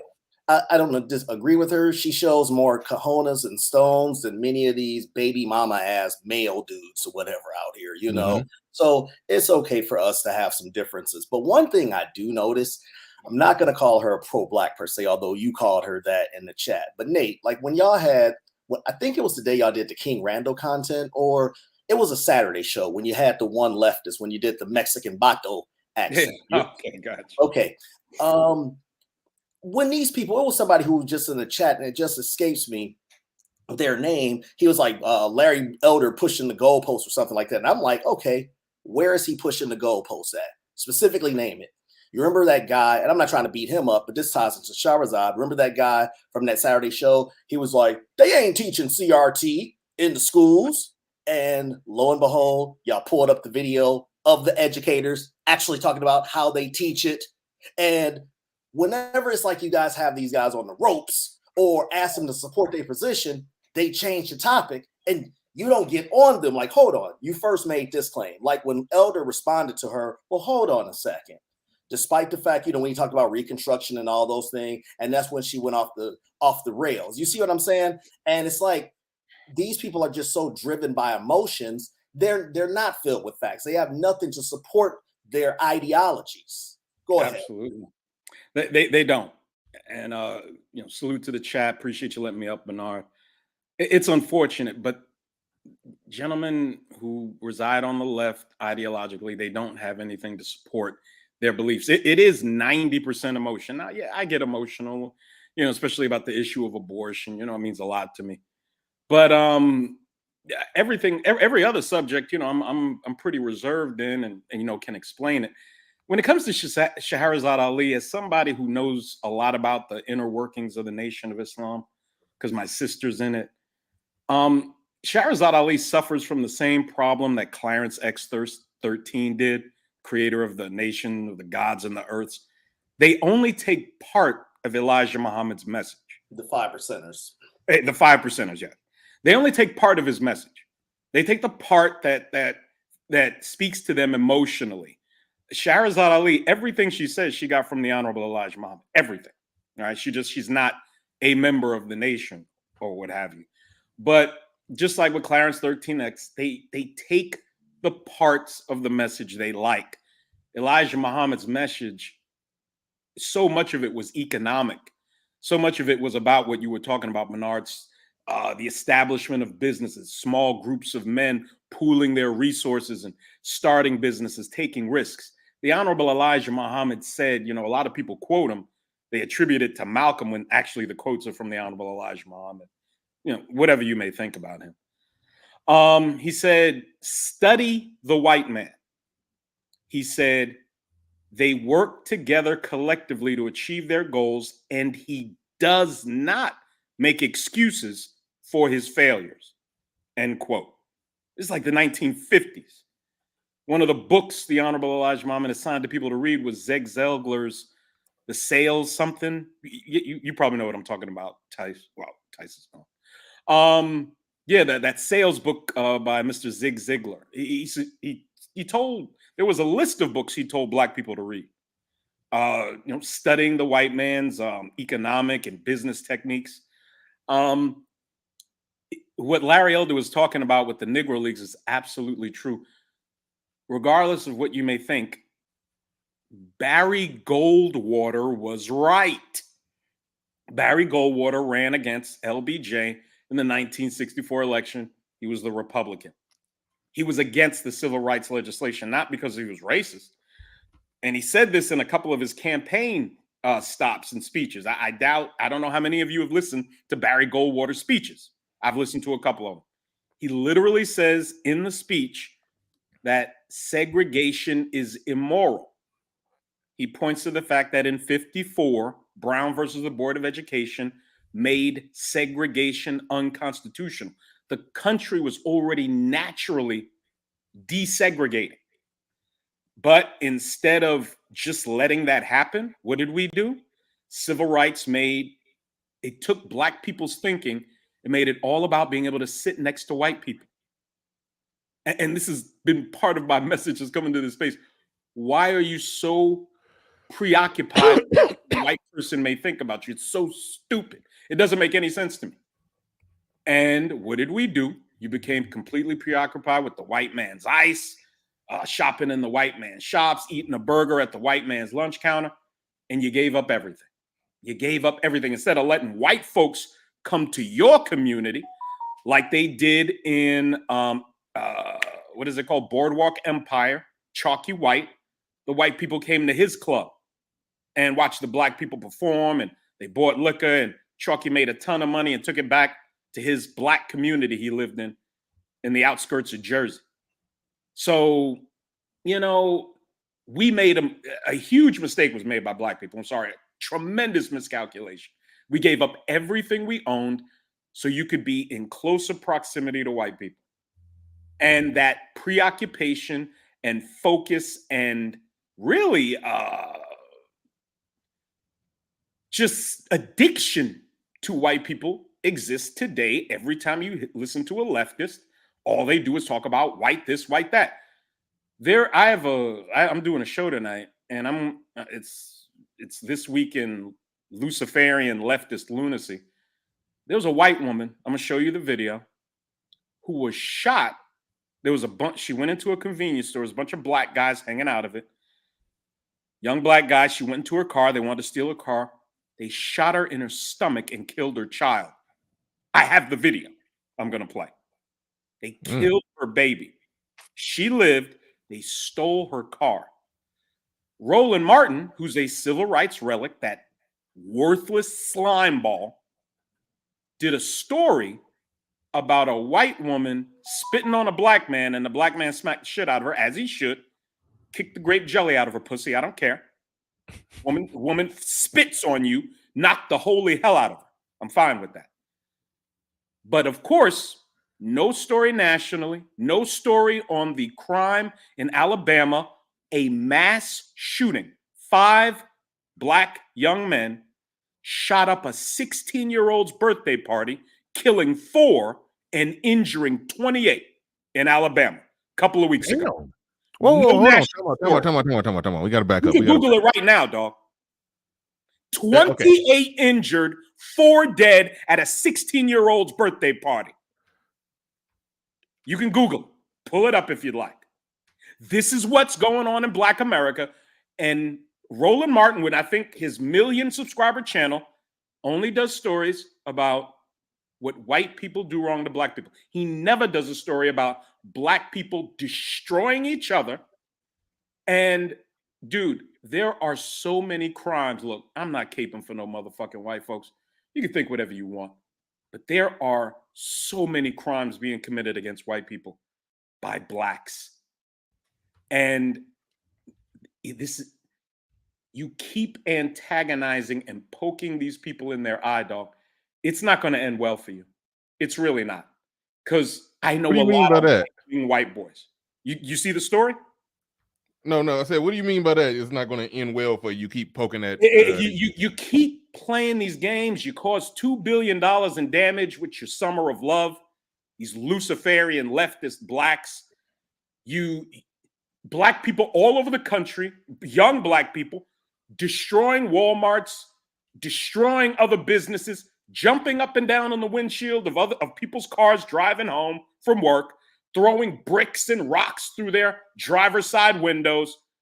And what do the leaders of these cities say? These filthy, disgusting, nigger-led Democrat cities? What do they say? Oh, well, we can't demonize the children. These children need a safe space. No, how about law-abiding citizens need to be kept safe from these filthy, degenerate niggas? How about that? But no, there's no talk of this. You keep fucking with them, I'm telling you. It's just a matter of time before shit goes completely bad for all these leftist blacks who want to pop all this shit. Like I've said before, these white boys' 10-year-old daughters can pop your head from 100 yards. They've been practicing so long with their firearms. And you niggas are busy holding your gun sideways. This is ridiculous. You're going to keep playing these fucking games, antagonizing, committing these crimes. Nigga, I've got videos. There's a guy on Twitter. I'm kind of new to Twitter. There's a guy on Twitter, this white dude. He keeps posting all these videos of all these horrible crimes that black people are committing against whites, nigga.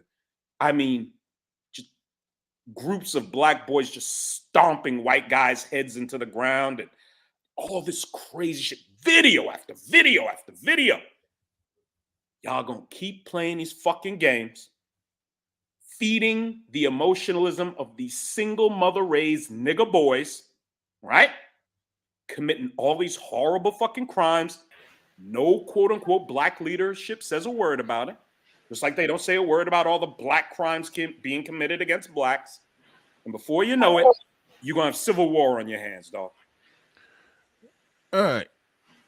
Let me. We got the superstar up here, don't we? Before I pass it around, shout out to Christian Hutchinson in the building. Says Greek Town, Little Italy, Chinatown. Oh, you got bad background, Tyson. Mute up until it's time for you to jump in. Christian Hutchinson in the building with the $5 super chat says Greek Town, Little Italy, Chinatown, Mexican Town in various cities survived because retained ownership. Families sell those businesses disappear. Thank you for the super chat. Thank you for the super chat. Do appreciate that. Salty Balls in the building. I think I read that when he said Book of Mesmerize 2 and 3. Some men are guided by the path of their hearts and minds. Some men use their loins as a compass to a destiny of destruction. Yes, I did read that one already. What do we get for $10? Everything you want. It was worth another read. And Omega Dreads, he said, remember, it's a Christian nation. Not these last $2. I'm not gonna lose. It's a majority Christian nation, but the Constitution does say that the government cannot recognize one religion over another. But I always say America is a Christian nation. It's not supposed to be legally. We're supposed to be, welcoming of all faiths and everything.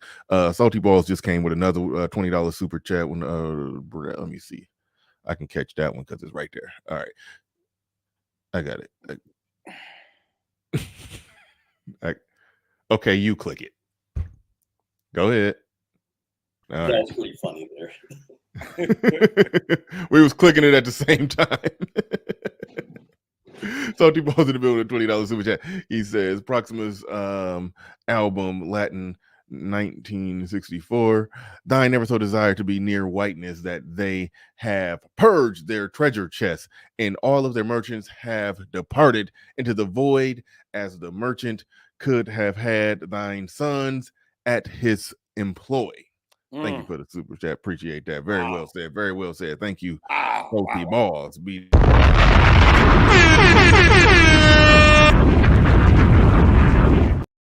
All right. We are joined by AC Stars. Thank you, everybody. Support the stream. Keep it coming. Support the stream. Do appreciate each and every one of you.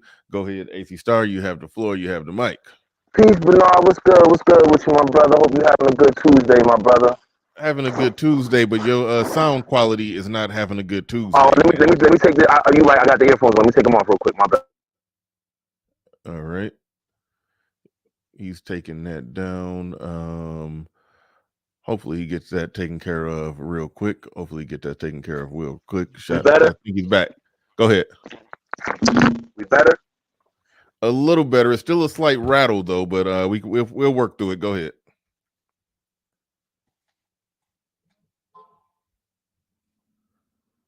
Okay. What about now? It's good enough to work with. Go ahead. You got it. Okay. He's going in and out. All right. So we may just go to Sir Tice then. I wanted to hear his response before I go, but let me. I really do too.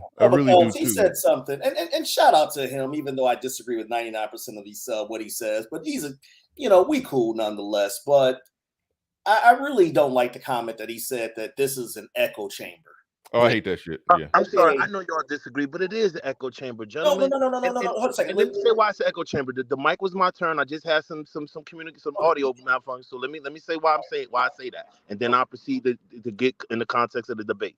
Because you gentlemen don't allow for outside objective thoughts. You call me a leftist and all this. I'm not a leftist by far. I don't believe in what the lefts talk about and all that. But you guys don't open up for other outside things or other outside voices or understanding.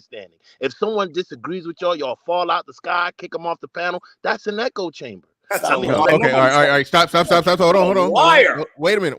He's a liar, dog. Nate, I know you can hear me. I know y'all can. Can y'all hear me? Can anybody hear me? Can anybody hear me? Can anybody hear me? Nobody. Come on. Let me rein back control with my channel. And so he's saying it's an echo chamber that speaks to me. I don't have an echo chamber here. Now, you are right when you do say something that Nate disagrees with. He normally calls you a leftist. And some of the things you say may be definitely more on the left side of things. But I agree with you that I would rather pick apart or just have the conversation, the disagreement, the debate about what you're saying versus just throwing a label, because giving somebody a label, that's just to discredit and throw them away. That's what it sounds like. So I don't do the labeling. You're a leftist. You're this. You're that. You're that. I don't like to do that. I like to just disagree and argue the points. All right, that's where I'm at with it. Here's the deal: you can't call it an echo chamber if you're allowed to come up. You can say that, like, for example, you can say that me, Sir Tice, and Nate, we're all people who, for the most part, generally agree on about 90% of everything. That doesn't make it an echo chamber if the link is in the chat for people to come up and disagree. I know, Bernard, but if those people can't adequately disagree and adequately put forth their argument, that's an echo chamber. If every time they hold on, wait, define adequately. Hold on, define adequately. Hold on, define adequately put forth their argument. That right there, the fact that I couldn't even get it out before the man said something is what I mean. We can't adequately get our argument out before the paratroopers fall out the sky and start trying to dismiss us and talk about things that's not even in context of what we're talking about. You just gave the eloquent example of how I'm labeled a leftist, and that's only to demean what I'm saying and cast it away so it don't have no value. That's it. Not because it's invalid or it's not true. It's because if you say I'm a leftist, then you don't got to listen to it. That's an echo chamber, brother. That's not an echo chamber. It's not an echo. Hold on, wait. It's not an echo chamber, especially when I disagree with Nate doing that. I would rather him just refute what's wrong with what you said versus applying the label. So already it's not an echo chamber. You have an issue with the way Nate argues. But he's not the only one. Everyone does it. Anyone that's not aligned with what we talk about does it. All right. I don't know what you mean by can't adequately get your points off. I do let people get their points off when they come up to try to argue a point. So I do want you to argue your points and your point of contention wherever you disagree with anything that's being said, go ahead and argue your point. You Yeah, do got freedom, I guess, you got freedom and right to argue your point, but you don't got freedom of disagreement and pushback. We argue. If we disagree, it's going to be a debate. It is what it is. All right, so go ahead. Got you. All right, so my thing is, I feel like the argument that you guys put forth about, you know, the right wing and the left wing, you guys never talk about policies that the Republican Party has put forth that has benefited any of you. Right? Like you always talk about the leftist this and niggas that and never talk about racism. Like if a white person does something egregious to black people, y'all pass it off and be like, oh well, da da da da da. But soon as a black person does something to like he just went on this diatribe, watch out, they're coming for you. White people have been killing us, maiming us, harming us for decades, centuries. Do you have that same gumph against them? All right. Okay. The only thing I'll say. All right. Hold on. Real quick. The only thing I'll say before I let Nate respond. It sounds like your issue is with Nate. I don't always like the direction that Nate goes with things. I don't always like the direction that he goes with things. I agree with his general analysis of things, but he takes it in a direction that I normally don't. I don't see why he went there. But if you understand there's a difference between you disagreeing with Nate versus you disagreeing with me. It's everything that you said, you were describing Nate, Little Big Nate in a nutshell when you had your disagreement. So hey, Nate, let me take this. So I would rather you address him than say y'all when it's really just one person you got an issue with. And Nate can defend himself. To you per se, but there's other people that's in the chat and that's also in your panel sometimes that feel the same way he does and spouts the same ideas of leftism and all this craziness that he spouts. So it's just not you. So I don't want you to think when I say things that I'm putting you, the target is on you. I'm just speaking in general to some of the gentlemen that follow along with Nate's line of thinking. But there's not that much wrong with Nate's line of thinking. It's a lot wrong with it. It's a lot. Hold on, bro.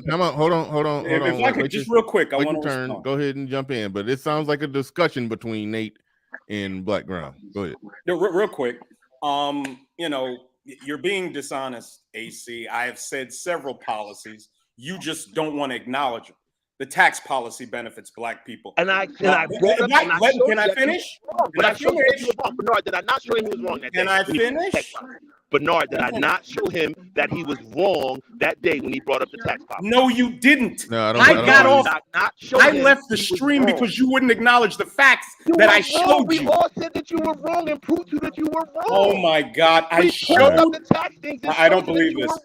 You see, he doesn't even let me speak. You see this, right? All right. In fairness, both ways, you said that you're not allowed to adequately say what you got to say, AC. But Nate talked.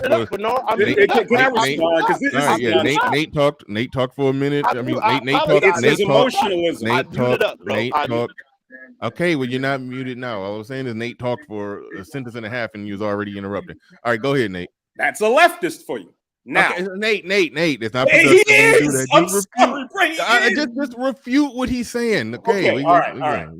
So first of all, on that stream, I showed you that H&R Block said that the average tax savings was $1,200 for almost all Americans. You argued and ran your mouth, and I jumped off the panel because you wouldn't acknowledge what I showed you. Number one, you didn't prove anything false. Republican legislation. H&R Block is not a Republican company. That wasn't based on legislation. You see, he still can't shut up. I'm not wrong, but it wasn't based on legislation. You see, he cannot shut up, Bernard. He can't. Let me ask you this. AC, let me ask you this. Let me ask Nate this to clarify. Yes. Was that H&R Block tax thing that they showed? Was that like during, I guess, Trump's tax policies? Yes, it was in response to the 2017 Tax Reform Act of Donald J. Trump. That's what H&R Block said. But that has nothing to do with. Of course, it has nothing to do with taxes. I got you. Hold on, wait, time out. All right.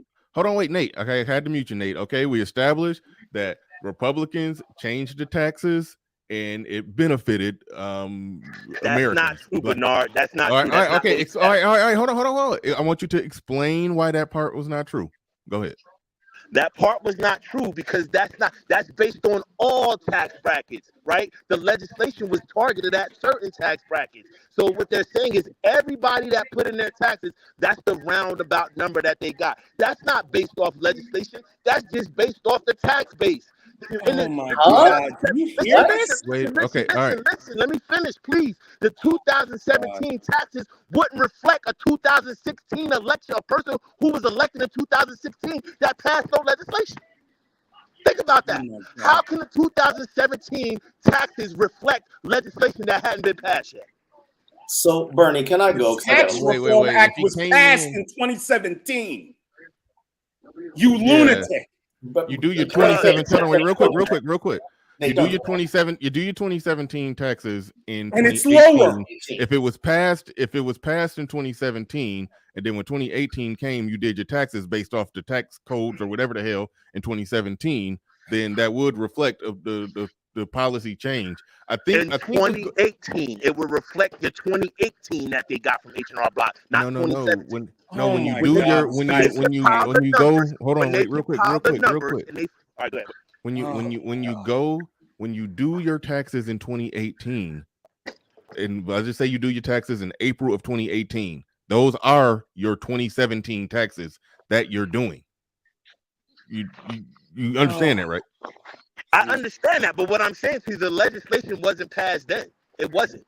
No, it was passed in 2017.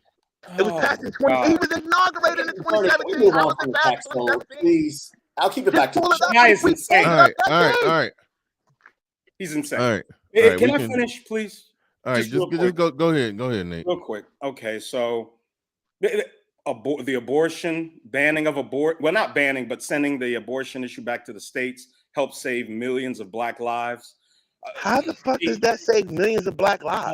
Because they didn't get aborted, bro. You understand that the abortion I can't do this. This guy is insane. No. All right, Hold on. Wait, hold on, real quick. All right, I muted both of you. I just want Nate to I want Nate to just fire off his full clip, and then we can go back and forth about it. Just go ahead, Nate. Like I said, he doesn't believe.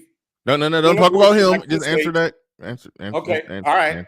You have the there's 10,000 people were freed with the criminal justice reform with Kim Kardashian. 91% of those people were Black men and women. The funding of HBCUs is at the highest level of any president in the history of our country.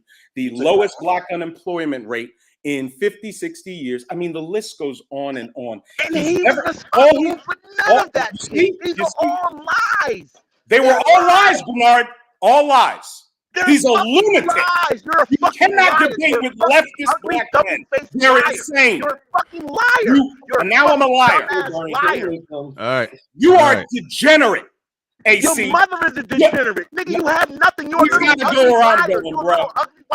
Either he goes or I go. All right. It's up to you, Bernard. All right. Okay, Bernard. Everybody mute up. Everybody mute up. I'm passing it to Sir Tice. Go ahead, Sir Tice. I don't even want it. I don't even want it on this energy, but it is. Yeah, don't even think it. No. But I have to say, because when you say that this is an echo chamber, Boss Talk was on here an entire Saturday, was he not?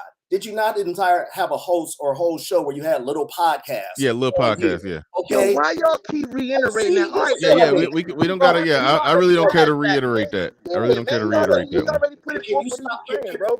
You don't gotta keep doing this. Come on, man. Come on, dude. Now you say that we don't talk about policies. He already rattled off to you about the HBCUs, and they're not true, and they're false. And they're false. Congressman Alma Moore.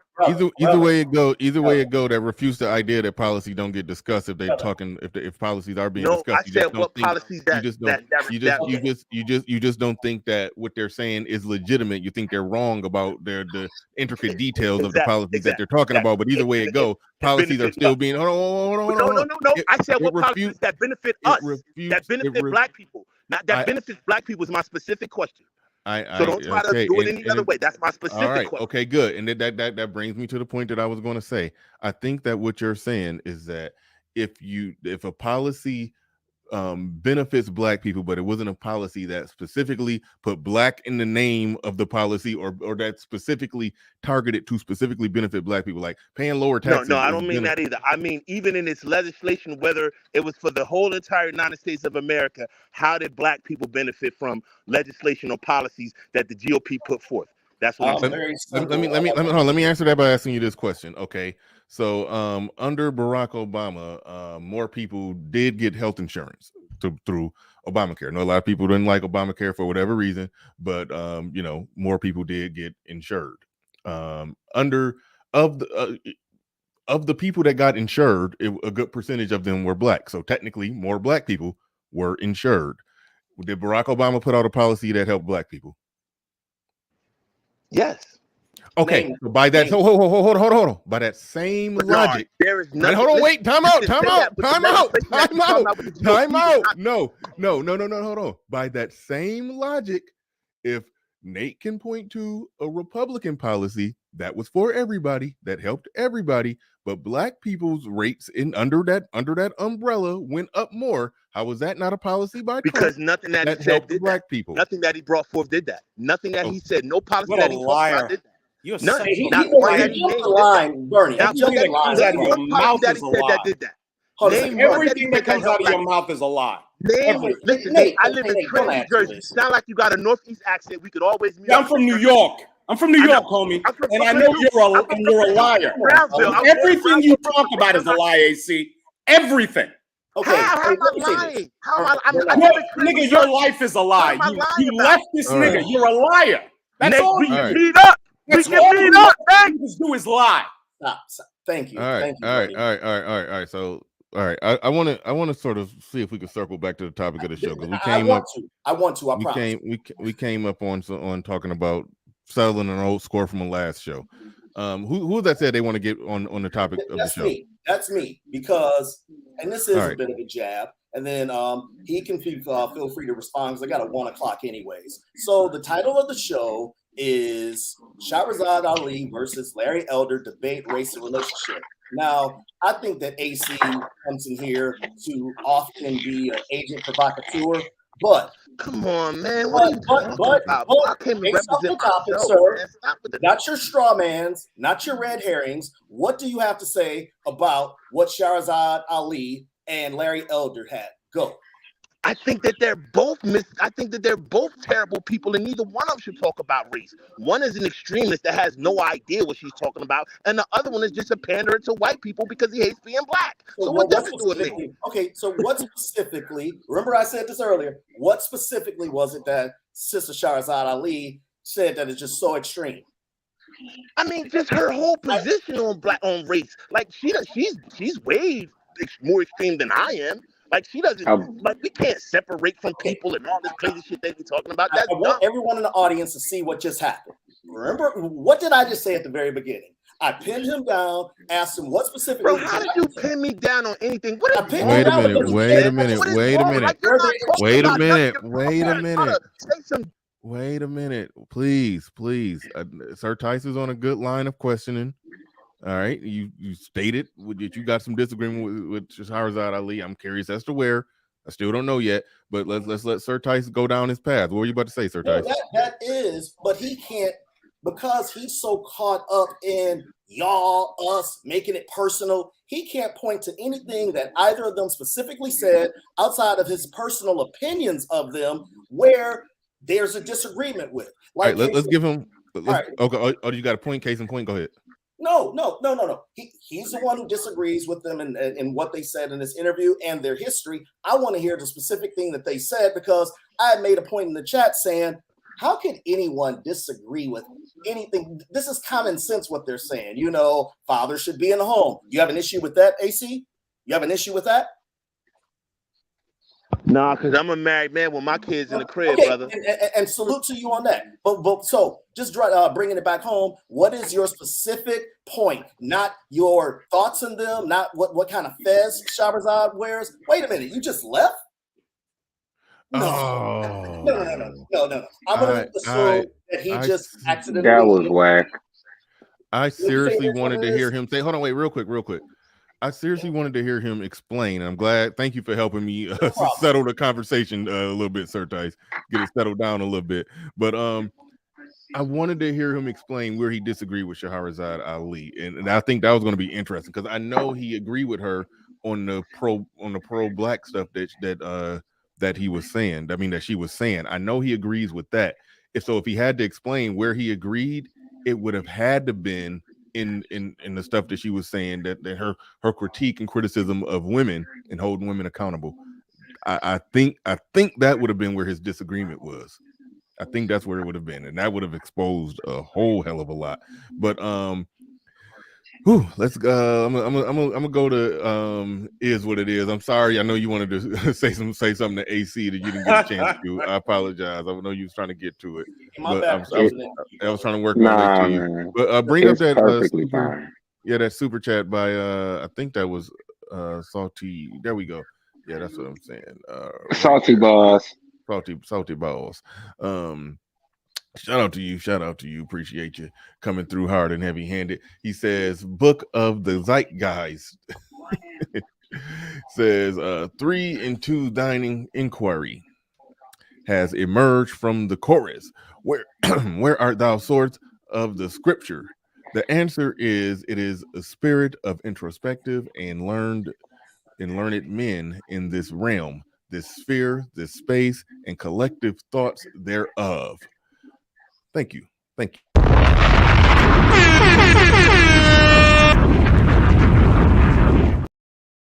you for the wisdom that you impart upon us. Salty Balls back in here again says HBCUs have a champion in President Trump. It's all lies, Bernard. It's all lies. Yeah, filled with lies. Yeah. What do we get for $10? Everything you want. But Nate, I hope you realize what I did there, because he will say, because that's what a lot of them do. They say, okay, what Republican policy has benefited black people? You will name things that benefited, everybody and black people as well. They would say that doesn't count. So I said, okay, well, Barack Obama did some things that benefited everybody because more people did have health insurance under Obama. Did Obama do something that benefited black people? Well, yes, absolutely. Okay, then by that same logic, that means the stuff that Trump did that benefited everybody benefited black people. He wouldn't go there with that. No. It ain't about that though. It's insane. It ain't about that though. What is it about, sir? Well, all right. So this is the one thing that I've realized, like growing up, and I'm only 31. I feel like Bernard only probably got like 3-4 years older on me. And no, I'm an old man. I'm 40. I just turned 40. I'm almost 50, bro. I'm 48. Yeah, we old men over here. Nah, I knew you was old, Nate. I knew you was old. I just thought. I thought Bernard was like big cousin age. No. You are big cousin age though, Bernard. Like oldest cousins are your age. Kids about 21. But no, this is the only thing that's messed up. Homeboy does not want to address the other side of the aisle and where the wrong is being done. So it's like that. Like, I mean, honestly, I mean, at my age of 31, I don't know how much I can care about people deciding to pick up on welfare, kick the husband out the house. Not too much sure, not sure how I should feel about it, because my family didn't operate that way. But the only thing I'm realizing is that no one likes to admit ever is somebody in your family that's a female was offended by some shit somebody said. And they won't say it. Like the entire time he was talking, it was basically just, I feel or I think this way about what you said, but I'm not going to address what you said. Like Nate don't lie. And I mean, everybody knows a guy who yells at you sometimes. But you could, take the meat, throw out the bones. Like, I mean, it's not that big a deal. Like, you know what I'm saying? It's just that's how he talked. But homeboy actually is one of them dudes. Like, he really believes in he believes in the whole premise of just men bad, women good. Okay, if what that about makes sense. believing that? What in what I said, Touche's that I believe? by not actually answering any questions I directly answered the asked of question. you. Y'all didn't like my No, answer. no, What am I supposed to no, do? no, I no, no, answered no, the no, question. brother. This is where I'm gonna tell you where you're wrong, because all you had to literally say is Brother, I'm a to his neutral. question, I'm not going to answer no. All I did was I'm inhale. not a All I child. did was inhale. All I did was inhale. I was saying the man asked you a direct question. And I You answered the said, question. "Damn, damn." I'm saying, all right. You say, what has he done directly for black people? Honestly, an HBCU shout out is something specifically for black Brother, people. he didn't do that. A congressman named Alma Moore did that, my brother. He's wrong. Congressman Alma Moore put that legislation to help the HBCUs, not him. That's what I'm Trump So signed it into law. are Trump we? didn't do it. But Alma he Moore Trump did it. signed it. signed it into He That law. signed doesn't it. mean he did it. He signed a Hold lot of on, and this Trump is where you signed it sound like. into law. Hold on, this is how you sound like my parents who were born in the gentlemen. 1960s. Just because he signed it doesn't mean he crafted the Pardon me, legislation. brother. And it wasn't Pardon from me. the G. I said Oh the my GOP. God. I didn't say Trump. My boy. I said, pardon me, man. Give me an opportunity. All right, people around like my parents got at least 28 to 30 years on me. So On the who? one thing that On who? You? on I said on me. Yes, I Oh, said okay. on me. I said on me. All right. So when I sat there and I was like, my first election that I got to take part in was Obama's. When I sat there and I voted the way they told me to at first because I didn't know anything. I wasn't Yes, even sir. taught to even look up policy. You know what I'm saying? They were just voting off of who they feel they rock with. So when I realized he didn't do anything, I asked him, I was like, so what made you vote for him in the first place? And their only reasoning was, well, the Republicans is racist. And I just kind of sat there and I was like, but do you benefit under things that they do? And like those same blacks, like those older blacks, like what comes before Gen X? Boomer, is that boomer? Yeah, boomer. Okay. Okay. So are 60 people born in the 60s boomers, like 62, 63? Yeah, early Yeah, 60s early would 60s. qualify as boomers. They Late 60s, 65 is 60, 67, 68 is the beginning of Generation X. So yeah. yeah, about Okay. 66 behind us, boomer. You're right. Okay. So what the boomers ended up saying to me was Trump only did, like when I said like that was for black folks and Obama did not do anything specifically for black folks. They were saying, well, he only doing that to get your vote. And I'm like, so basically at this point, you just want to argue to argue. What politician doesn't do shit to get your vote? And no, I'm being honest. No, Like you're correct on that. I mean, all the politicians people can. we are You're raised correct on that. by, You're I'm correct on saying that. the people that they are raised by, they are emotional voters. No, it's They not are emotional voters. extremely emotional voters, and they've No, it's trained not. most of us to just vote away because All right, it's can I ask y'all a tradition question? at this Why y'all point. can never say what the GOP did? Why do y'all always go on these I diatribes literally gave trying you a to list of deconstruct? things. All you do Well, is But he dismiss it. didn't do any of those things, though. That's the Okay, thing. gotcha. They didn't do any of those Gotcha. things. Gotcha. Okay, all the right. thing that you said. You Hold on, you real live quick, in a Bernard. state Real of quick, Bernard. Shut up. disbelief. Real You quick, live Nate. in a state Bernard. of Hold Bernard. on, suspended Nate. reality. Nate, Hold real on. quick, Hold on, now Nate. shut up. Let him The go. Let him whole go. Second Chance Act that Kim Kardashian did, please stop, please stop, please stop. The whole second act that Kim Kardashian is was just a replay of Obama's. It wasn't a new legislation. They just extended Obama's thing. That's all it was. Dig deep into the legislation. It's about So there's Donald segregation. never Trump a did point not where the have to do it. Republicans have extended shit. Like, no, that's the thing that I've always wondered. Because Donald when it Trump didn't comes have to to a do lot of any of that. I'm saying when it comes down to when it comes to the Democratic Party and people who vote predominantly Democrat, like or faithfully Democrat, they will say, "Oh, this problem we have right now is because of the last setup of legislation, and we just got to deal with it for this first 2 years or until this president's second term." But let something bad, let something good happen, it's now that Democrat's fault. I mean, he's the guy who gets credit for it. The All right, you funniest got to part say that about a little this, clearer. I It's don't think you that made kind of. that. You the got to make funniest that clear part one I more about time. hold this on, is Nate. that Hold on. Let me repeat That it. Let me wasn't clear repeat what it you so just we said. got Yeah, me. that wasn't clear Because what you I just said. apologize That for didn't that. make no sense. Okay, I apologize for that. The boomers, and I don't even really use that terminology, but the boomers, they have said the Republicans will only specifically do something only to gain your vote. But the other guy who did not do anything after you gave them your vote, you don't have a problem with. But you have a problem with somebody actually kowtowing to your needs. But I'm saying you have to be more specific when you say what he didn't give. Like, okay, I'll be specific. I'll be specific. Real quick, Nate. Real quick. I'll be specific. Nah, he made America real gay. Like real gay. But no, that's what I'm saying. Like, that's not an election. Go ahead. Donald Trump, but before the end of the George Bush was the one who passed the marriage act. Before the 2020 election, it was George before Bush. the 2020 election, Donald Trump was in talks with Ice Cube on a $500 billion. Yeah, it was okay. Yeah, Ice Cube's a liar. A $500 billion platinum plan that could have possibly gone to Congress for a vote. So, what did Biden do? Your boy Al Sharpton wanted Biden to put Harriet Tubman on the $20 bill. So after Biden, STOLE the election, he's sitting there with all these other stupid leftist Negroes. Has that happened yet? Biden tells him, no, I'm not putting Harriet Tubman on the $20 bill. But what did your boy Biden do?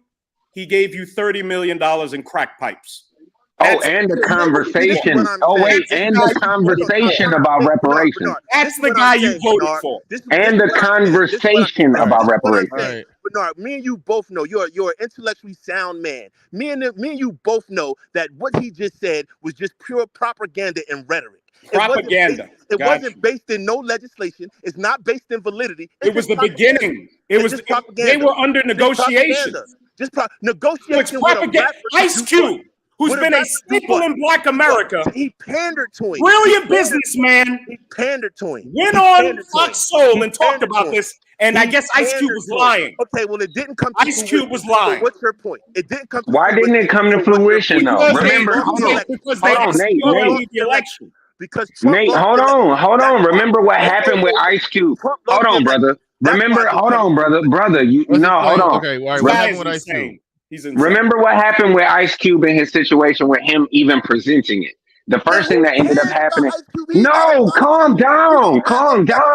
No, what you can do is calm down. We're going one at a time. Let's go one at a time. What I'm saying is, the moment he presented his situation, where he ended up on Fox Soul, who he ended up talking to? He ended up talking to other Black women who were saying that they're separate from the group.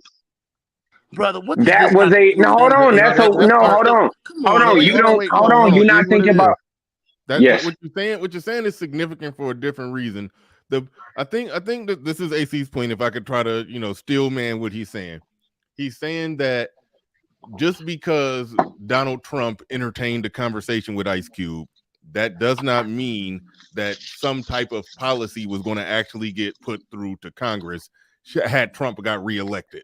I feel like that's reasonable as a statement. Time out. Just let me that's reasonable. If that's what he's saying, is that? I mean, are you trying to say that? All I'm saying, Bernard. That's all. Okay. I'm all right. And so he disqualifies. Hold on, bro. Hold on. Well, you got. Let me get this in, bro. So he disqualifies Ice Cube in negotiations with Donald Trump, who is at least open to the idea of discussing it, whereas the Democrats shot it down and said, we'll talk to you after the election. So the election happened and they've never talked to him. You believe these lying leftists, and that's why you fail. And everybody that thinks like you is going to fail.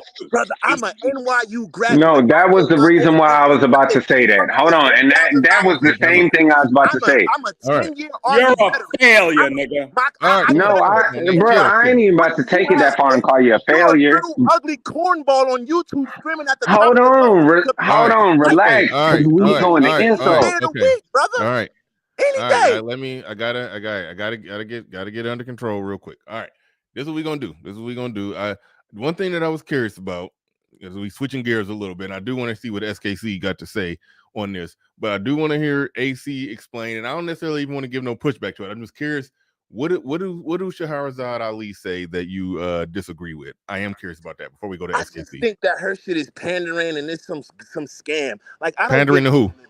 To Black people. Like, she's not for us, man. Like, she's a scam artist. I don't rock with her. I don't give her no validity. She in the same boat with Tariq Nasheed. What's the light-skinned pretty girl that got caught up with all that nonsense that be on here that used to mess with Professor X? What's her name? Oh God! That spent the money and she had the women pay for the little thing and it never. Shahrazad Ali is a scam artist. She on the same She's a line with scammer the. now.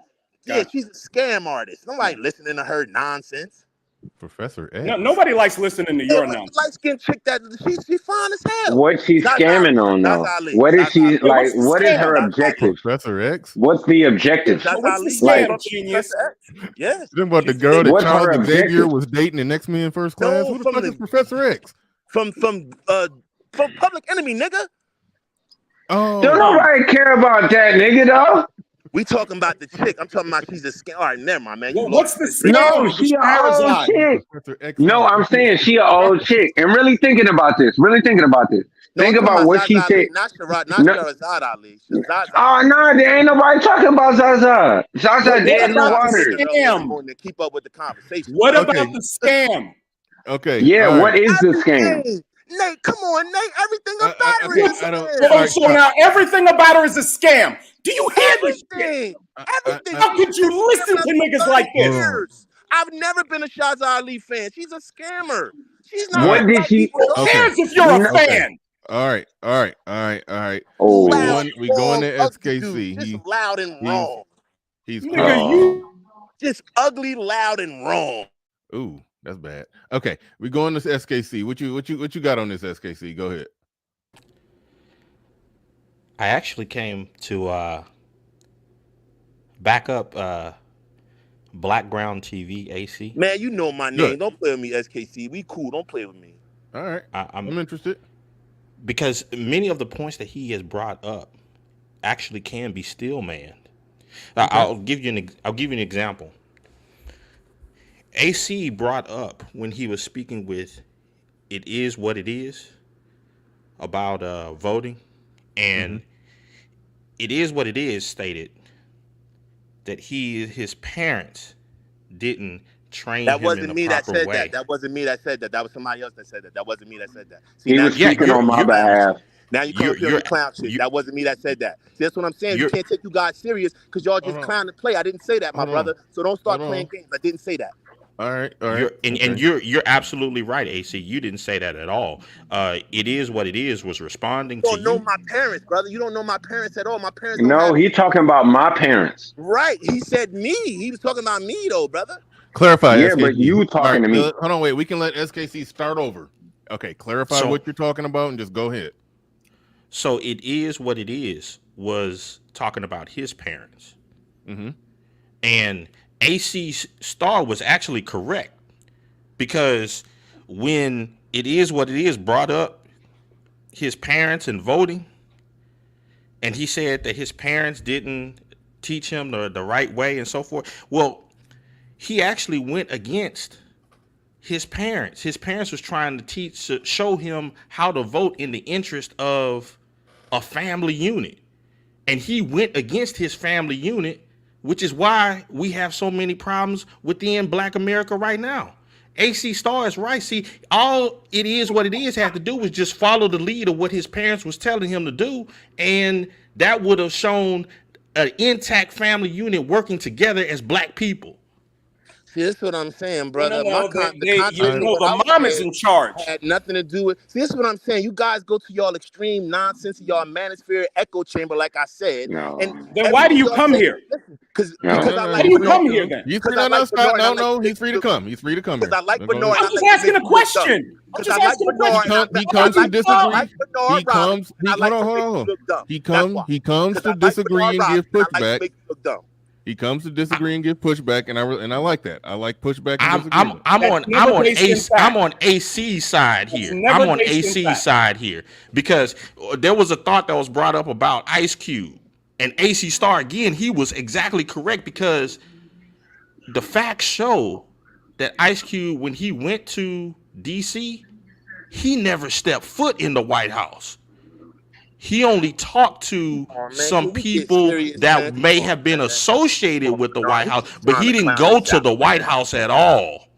So trying to I clown mean, the shot, AC man. Star is This is actually crazy, man. he's How you guys actually call yourselves correct. intelligent and y'all talk about y'all know politics and y'all know legend. You guys don't know anything but echo chamber The talking only points. thing, no, You but the guys are thing that's the propaganda. problem is Like the this fact young that man, he the need to same worry people about you getting voted home. for He coming came up after with the you.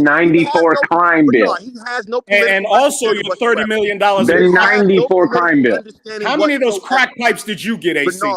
Bernard, I put forth. AC, how many of I those put crack forth, pipes were set brother. aside Listen, for you? listen. I live in Trenton, Who New Jersey, put the and it crack pipes decides. in our neighborhoods? Listen.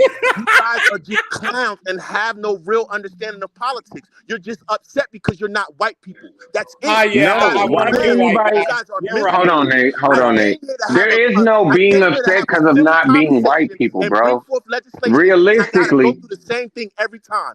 bruh, Nonsense. no, realistically, Nonsense I'm from being honest with unintelligent you. people who Being, can't talk politics or damn, science bro, you at don't all. have to make You it like don't that want to because hear ain't you, bro. You nobody talk so too yo slow and you're intelligent. not talking about nothing. You can't. You're No, you're wasting not talking Bernard's about. time Hold on this on, now.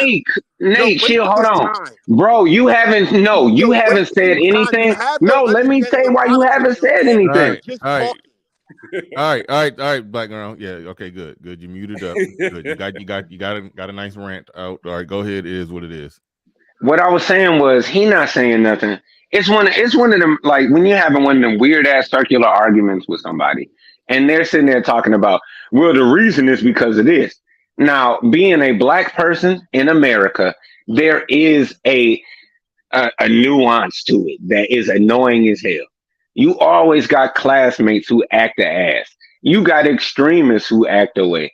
There are people who think that they're doing the right move, they making the right move. But the only thing that's really true, like, all right, Kim Kardashian does help Kodak get out of jail and other people get out of jail. Weird, yes, but I can't get mad at you for doing it. But this shows that you're not really listening to AC. Shows that you're not listening to No, I AC. did listen to AC. I did listen to AC. Because Hold on. I if you were didn't say you listening need to to have any. AC, Hold on, brother. I was saying that you don't have to have any specific. I'm saying, hold on. I'm saying, bruh, chill. All right, You don't chill. have to have Everybody, any. You don't everybody have to kind of have chill for a any. little bit. Check it out. I'm about to step away for a second. Y'all behave yourself. All right, go ahead. Will do. Y'all got You it. don't have to have any specific political affiliation, in my opinion. The only thing that I find to be interesting is if the other side is against you in the same way, but they're just being more covert about it. It's just you're not as openly racist, so I like you more. Is this the situation that I'm dealing with right now? It's Van Jones syndrome. But do you hear what you're saying? Do you hear what you're saying? Van Jones It is was what on it is. CNN, and when Van Do you Jones hear what saw you that do? You they hear what you beat just said? SPOLE the election, Van Jones started crying because the white guy he loved got put in the White House, and the white guy he thought hated him was removed. That's what. Okay, but do you hear? But do you hear what you guys are saying? Like it Yes, is what it is. He stated. He stated that he said, "How can you?" He said, "How can you be against people that are being covert against you?" But what side it is what it is has the most black people? Why do you think the Democratic Party has the most? Why do you think? How can they be against themselves? Can I answer his question, please? Hold on, real quick. No. Can I please answer your question, bro? You said everything you had to say. SKC. No. You asked me a question and then went off on him because that nigga got you off kilter. SKC asked you the question. I didn't ask you the question. SKC, real quick. What has the Republican Party done to endear black people to join their party? See, that's what I'm talking about, AC. Why didn't you ask me? Why didn't you ask me though? And it's obvious. It's obvious that they have. It's obvious. Well, he asked me. But it's obvious, AC, that they don't want to answer that question, AC, because they already know that the answer is that black people have already made their decision of who is really for them. No, I want to answer the question, and they don't want to accept that. No, I want to answer the question. Can I answer the question? Hold on. Can I answer the? No. Hold on. What is what it is? Answer it. Instead of saying that I can't answer the question, let me answer it because I do want to. All right. This is what I've realized when it came down to the whole Republican situation. as weird as it seemed, it was like, all right, it really don't matter to a degree at like for race for you. You don't mind if a couple of us slip through the cracks. As a black man in America, born in America, I know damn You gotta well bring it in now, that bro. It don't look right now that you did it. I'm sorry. no, I'm working. I'm sorry. I'm I'm saying, working. My bad. all right, as a black man in America, man, I ain't gonna lie, it's messed up. I know people I went to school with, college with, blase skip, that are against things that I stand for, but there's no way for me to change another man's mind unless I go to war with that man. That's not gonna You know happen. what this sounds like? You know what this sounds like? Now let me ask Black people as a whole have already made the decision, and it just sounds like you just Towards hate being individualism. it sounds like you just hate being on black people's side. Answer the No, I question. don't hate on Black that. people, No, I black don't. people are No, I moving don't like as a no, I don't collective like. coalition on one side of the game, and y'all just don't want to be a part of it. That's what it sounds No, like. that's not. No, I don't like having to go places. Hold on.